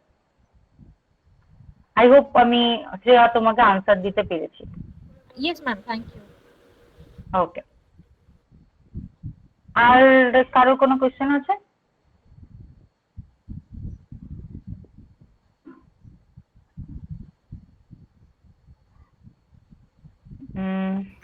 I think nay. নাই। I think we are good. Thank you, Annesha. Thank you for today's session. ও সুরজিৎ হালদার শেষ মুহূর্তে লাস্ট কোয়েশ্চেন নেব। বলে ফেলো। ম্যাডাম বলছি যে এই যে পুরোটাই যে আপনি ইমেল মার্কেটিং যে আন্ডারে যেটা বললেন, ওটা হচ্ছে ওই স্যার যেটা অঞ্জন স্যার যেটা দেখিয়েছিলেন, মেল ক্যাম্প বা হচ্ছে আপনার ব্রেভো এই ধরনের অ্যাপগুলো, এইগুলো বেসিক্যালি আমরা যারা নতুন ফ্রেশার হিসাবে এরা তো করতে পারি না, যাদের বিজনেস আছে বড় বড় তাদের থ্রুতেই এটাই হবে, এটাই বলছি। হ্যাঁ অবভিয়াসলি, কারণ ইমেল মার্কেটিং করতে গেলে তোমার একটা বিশাল ইমেল আইডির পুল লাগবে বা ডেটা লাগবে। সেই ইমেল আইডির ডেটা তোমার কাছে তখনই থাকবে যখন অলরেডি তুমি ই কমার্সের আন্ডারে রয়েছে এবং তোমার লগ ইন ইউজারের সংখ্যা অনেক বেশি। সেখান থেকে ব্যাকএন্ডে তুমি ডেটাগুলো পাবে যে তোমার কারেন্ট ইউজার কারা। সেই ইউজার ডেটার ইমেল আইডি থেকেই তোমাকে বাল্ক মেল পাঠাতে হবে বা বাল্ক SMS পাঠাতে হবে বা বাল্ক নোটিফিকেশন পাঠাতে হবে নাম্বার বা মেল আইডি থেকে। তো এটা তখনই সম্ভব যখন তোমার ই কমার্সটা অনেকটা গ্রো করে গেছে। তবে অনেক ওয়েবসাইট থাকে, অনেক পোর্টাল থাকে, অনেক অ্যাপ থাকে যারা এই ডেটাটা একটা থার্ড পার্টি এজেন্সি দিয়ে কেনে। পোটেনশিয়াল কাস্টমারের ডেটা কিনতে পাওয়া যায়, যেখানে তুমি পোটেনশিয়াল কাস্টমারের মেল আইডি এবং ফোন নাম্বার পাবে। অবভিয়াসলি সেটার জন্য কোম্পানি ইন্ডিভিজুয়ালি তুমি এটা করতে পারবে না, এটার জন্য তোমাকে একটা কোম্পানি হতে হবে এবং তার একটা ব্যাক এন্ডে পুরো সেট আপ লাগবে, টেক সেট আপ। তো ডেটাটা কিনতে পাওয়া যায় এবং ডেটা থেকে কিনে যখনই তোমার পোটেনশিয়াল কাস্টমারকে তুমি যখন বিজনেস শুরু করছো, তুমি ইমেল মার্কেটিং দিয়ে শুরু করতে পারো, পুশ নোটিফিকেশন দিয়ে শুরু করতে পারো বা মেসেজ দিয়ে শুরু করতে পারো ওই ডেটাটা ইউজ করে। সেখান থেকে অনেক কনভার্সন জেনারেলি অতটা আসে না, কারণ ট্রাস্ট ফ্যাক্টরটা থাকে না, বাট আসে কিছুটা হলেও। তুমি ইনিশিয়াল কিছু ট্রাফিক তুমি গ্যাদার করতে পারবে। তো ম্যাডাম এই যে ইমেল মার্কেটিং তো শুধু বড় বড় কোম্পানিগুলোই করবে, তো আর এমনি ছোট যাদের ছোটখাটো একদম মাইক্রো স্মল বিজনেস আছে, তারা নিজেদের মানে বিজনেসটাকে প্রমোট করবে, তার কটা মানে স্পেসিফিক করতেই পারো। না না না, বড় বড় এই যে কটা চ্যানেল আমি বললাম কোনোটাই কিন্তু শুধুমাত্র বড় কোম্পানিগুলো করবে এমন কিছু না। এই সব কটাই কিন্তু বিশাল লাখ লাখ টাকা বা কোটি কোটি টাকা লাগে এমন কোনো কথা নেই। প্রত্যেকটাই কিন্তু ভীষণ রিজনেবল প্রাইসে এখন পাওয়া যায়। আজকে তুমি যদি অ্যাফিলিয়েট মার্কেটিং করতে চাও, ইনফ্লুয়েন্সার মার্কেটিং করতে চাও, সোশ্যাল মিডিয়া মার্কেটিং বলো বা ইমেল মার্কেটিং বলো, তো আজকে প্রচুর এজেন্সি আছে যারা তোমাকে ভীষণ, ধরো 100টা মেল আইডি দেবে কম টাকাতে। তুমি 100টা মেল আইডি নাও, নিয়ে তুমি তোমার বিজনেসে যে 100 জনকে পাঠাও না, কোনো অসুবিধা নেই। সাপোজ ধরো আজকে তুমি কোনো হোম ডেকরের কোম্পানি খুলবে বা তোমার শাড়ির কোম্পানি খুলবে, তো আজকে এজেন্সির থেকে তুমি কিন্তু পোটেনশিয়াল ঠিক মহিলাদের মেল আইডি যারা শাড়ি কিনেছে কোনো কোনো কোনো জায়গা থেকে দিয়ে রেখেছে, তো এগুলো একটা বিশাল বড় একটা ক্লাউড ডেটা, যেখান থেকে এই ডেটাগুলো পাওয়া যায় এবং এজেন্সিগুলো সেই ডেটা বিক্রি করে। তুমি 100 জনের মেল আইডি নাও, নিয়ে তাদের থ্রুতে প্রমোট করো, তুমি করতেই পারো। অতটা ট্রাফিক পাবে না, অতটা কনভার্সন পাবে না, but to start a small business email marketing is not a good channel. শুরুতেই social media marketing is the best way to start a small business. আস্তে আস্তে যখন তোমার ডেটাবেস বাড়বে, ক্লায়েন্ট টেল বাড়বে, কনজিউমার বা কাস্টমার বাড়বে, তখন সেটাকে করা better. To start with email marketing এ অতটা ট্রাস্ট ফ্যাক্টর থাকে না বলে কনভার্সন অতটা পাওয়া যায় না। বাট যে কোনো চ্যানেল, যে কটা চ্যানেল আমি বললাম, প্রত্যেকটা জিনিসই প্রত্যেকটা সেটা তুমি ছোট হও বড় হও, তুমি স্টার্ট করতে পারো। কারণ প্রত্যেকটা আলাদা আলাদা ড্যাশবোর্ড আছে। এখন তো ভীষণ থার্ড পার্টি ড্যাশবোর্ডও পাওয়া যায় যারা তোমার হয়ে করে দেবে। আজকে তোমার ধরো অফিস সেট আপ নেই, তোমার অফিসে কোনো লোক নেই, তুমি একটা ছোট বিজনেসম্যান, কিছু একটা কাজ শুরু করছো, তুমি এরকম অনেক থার্ড পার্টি কোম্পানি পাবে বা অ্যাপ পাবে বা পোর্টাল পাবে, সেগুলো ই কমার্স কোম্পানি তোমার বিজনেসটাকে যে ম্যানেজ করে দেবে এই এতগুলো মার্কেটিং থ্রুতে করে। তাকে তুমি টাকা দিয়ে দাও, তোমার ধরো তুমি বলো আমার মাসে 5,000 টাকা বাজেট, আমি আমার ওয়েবসাইটটাকে প্রমোট করতে চাই বিভিন্ন চ্যানেলাইজ করে, তারা করে দেবে তোমার হয়ে। আজকে ই কমার্সের থ্রুতে এইচআর অব্দি ম্যানেজ হয়, মানে তোমাকে ভার্চুয়াল এইচআর তুমি পাবে, যে তোমার কোম্পানিতে তুমি যদি লোক রাখো, তাকে অ্যাপয়েন্ট করা, তাকে অ্যাপয়েন্টমেন্ট লেটার পাঠানো, সেই ভার্চুয়াল এইচআর করে দেয়। তো পুরোটাই করা যায় আজকাল। তোমাকে শুধু গুগলে গিয়ে তোমাদের সার্চ করতে হবে যে কারা এগুলো করে এবং কত টাকা তোমার বাজেট, সেই মতো করে তুমি আইদার নিজে করবে বা কাউকে দিয়ে একটা করাবে। নট নেসেসারি তোমাকে একটা জায়ান্ট ওয়েবসাইট, পোর্টাল বা অ্যাপ হতে হবে, তার কোনো মানে নেই। তো ম্যাডাম এই অ্যামাজনে ধরুন একটা, ধরুন যে বিজনেসে, সব তো বিজনেসে জিএসটি নাম্বার থাকে না, তো একদম যদি ছোটখাটো বিজনেস থাকে, যদি অ্যামাজনে সেটা ইনপুট করতে হয় সেই বিজনেসটা, তো তার হবে না, পরিবর্তে হবে না? জিএসটি না থাকলে হবে না, না। ও অ্যামাজনের মতো জায়গাতে করতে গেলে তোমাকে pan card, officially company registration এবং জিএসটি নাম্বার তোমার থাকতেই হবে। মানে পুরো অফিসিয়াল ডকুমেন্ট না হলে অ্যামাজন বা মিন্ত্রা বা এই ধরনের কোম্পানির থ্রুতে তুমি করতে পারবে না। তার জন্য কি ম্যাডাম, ওই ধরুন জিএসটি আছে, তার জন্য অ্যামাজন যে আমাদের বিজনেসটা ওখানে যে ইম্পোর্ট করছি, প্রোডাক্টটা শো করছি, তার জন্য কি ওরা মানে চার্জ নেয়? কমিশন নেবে। আজকে তোমার প্রোডাক্ট তুমি ধরো বললে তুমি বিক্রি করবে 100 টাকায়, অ্যামাজন তোমাকে 100 টাকায় দেবে, অ্যামাজন হয়তো 110 টাকায় বিক্রি করলো, 10 টাকা অ্যামাজন প্রফিট নিল। ওটার প্রাইসিং কি হবে সেটা অ্যামাজন ডিসাইড করে দেয়। অ্যামাজন বলে না, দেখবে সুইগিও ডিসাইড করে দেয়। আজকে সুইগি যখন কোনো রেস্টুরেন্ট থেকে খাবার আনে দেয়, তুমি যখন সেই রেস্টুরেন্টে গিয়ে খাবারটাকে কিনবে, দেখবে অনেক কম দাম থাকে। তুমি যখন বাড়িতে অর্ডার করছো, সেটা অ্যাটলিস্ট 20 টাকা হলে তো বেশি হবেই। ওই পুরোটাই কিন্তু সুইগি, অ্যামাজন যারা প্রমোট করছে তোমার বিজনেসটাকে, তারা ঠিক করে দেয় যে ওই কাস্টমারের কাছে কত প্রাইসিং দিলে ওটা চলবে এবং সে কত কমিশন রাখবে। তো ওটা তোমার হাতে থাকবে না, ওটা অ্যামাজনের হাতেই থাকবে যে কত প্রাইসিং হবে। তোমার প্রোডাক্ট তুমি যত টাকায় বিক্রি করো, বাকিটা অ্যামাজন রাখবে হচ্ছে কমিশন। হ্যাঁ, তাহলে তো ম্যাডাম যারা ছোট বিজনেস তাদের পক্ষে তাহলে অনলাইন বিজনেস মানে বড় প্ল্যাটফর্মে যাওয়াটা তো হবে না। কেন হবে না? ধরুন আমি একটা কথা বলছি, একটা হয়তো ছোট হয়তো স্টেশনারি শপ, যেখানে বিউটি প্রোডাক্ট কিছু পাওয়া যায়, তো তাদের তো একটা বড় তাদের জিএসটি নাম্বার নেই, তো তাদের পক্ষে অনলাইন সেল করাটা তাহলে তো হবে না কোনোদিনই। জিএসটি নাম্বার তো ভীষণ একটা সাধারণ জিনিস, মানে হ্যাঁ, জিএসটি নাম্বারটা সাধারণ বিশাল জিনিস ঠিক কোনো আছে, ব্যাপার তো নয়। মানে জিএসটি নাম্বার তো মানে যে মানে যখন তখন একটুখানি ব্যাংকে গিয়ে এফার্ট দিলে, তোমার যদি একটা কারেন্ট অ্যাকাউন্ট থাকে তুমি বার করে নিতে পারো। মানে মেন জিনিস হচ্ছে তুমি করতে চাও কিনা, মানে কেউ যদি অনলাইনে ব্যবসা করতে চায় এভরিথিং ইজ পসিবল, কোনো কিছু নন পসিবল, এবং পুরোটা তোমাদের শিখতে হবে। মানে কেউ আজকে যদি মানে আজকে 1 ঘন্টা ক্লাসে সেটা তুমি বুঝতে পারবে না, আজকে পুরো প্রসেসটা থ্রুতে যতক্ষণ না যাচ্ছ, যতক্ষণ না যে লার্নিংটা তোমাদের হচ্ছে, ততক্ষণ কিন্তু প্রত্যেকটা স্টেপ তোমরা নিজেরা যতক্ষণ না এক্সপিরিয়েন্স করছো, যে তুমি নিজে যদি আজকে ই কমার্স মার্কেটিং শুরু করতে চাও, আমরা জাস্ট তোমাদেরকে গাইড করে দিতে পারি, কিন্তু স্টেপ গুলোকে ফেস করতে হবে, মানে প্র্যাকটিক্যাল এক্সপিরিয়েন্স হতে হবে যে কোন জায়গায় তুমি বাধা পাচ্ছ, এবং প্রত্যেকটা জিনিসের সলিউশন আছে। আজকে প্রচুর স্মল বিজনেস ওনার আছে, আজকে একটা আচারের দোকানের সব থেকে আমাজন লিস্টিং করিয়ে শার্ক ট্যাঙ্কে গিয়ে আজকে বিহার ঝাড়খণ্ডের একটা জায়গা থেকে 2-3টে বউ মিলে বিশাল বিজনেস গ্রো করে ফেলেছে। সে নর্মালি বাড়ির বউরা সবাই মিলে আচার বানাতো। তো পসিবল সবকিছুই, তোমাকে তো দেখতে হবে যে আজকে যদি একটা ওয়ে আউটে তুমি বাধা পাচ্ছ, তাহলে তার অল্টারনেট অপশন কি হতে পারে, এবং সবকিছুর অল্টারনেট অপশন আছে। You have just to keep trying, তোমাকে ট্রাই করতে হবে এবং ফিজিক্যাল প্র্যাকটিক্যাল এক্সপিরিয়েন্স করতে হবে, হবে না বলে কিছু হয় না। আচ্ছা ঠিক আছে ম্যাম। হুম। Okay, thank you Anwesha. আমাদের ক্লাস আজকে এখানেই শেষ করছি। কালকে আবার 5টার সময় দেখা হবে সবার সাথে অনলাইনে। কালকে আমাদের ক্লাস আছে অন ওয়েব অ্যানালিটিক্স, কালকে সন্দীপ স্যারের class. Thank you Anwesha. Thank good you. Night everyone.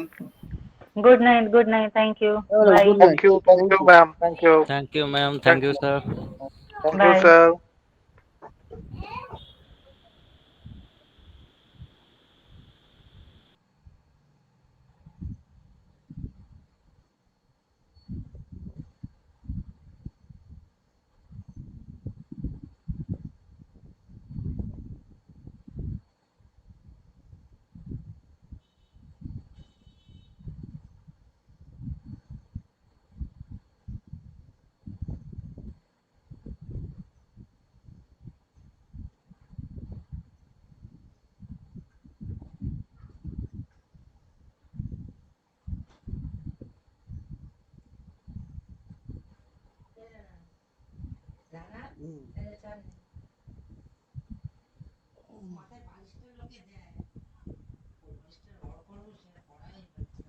Ugh.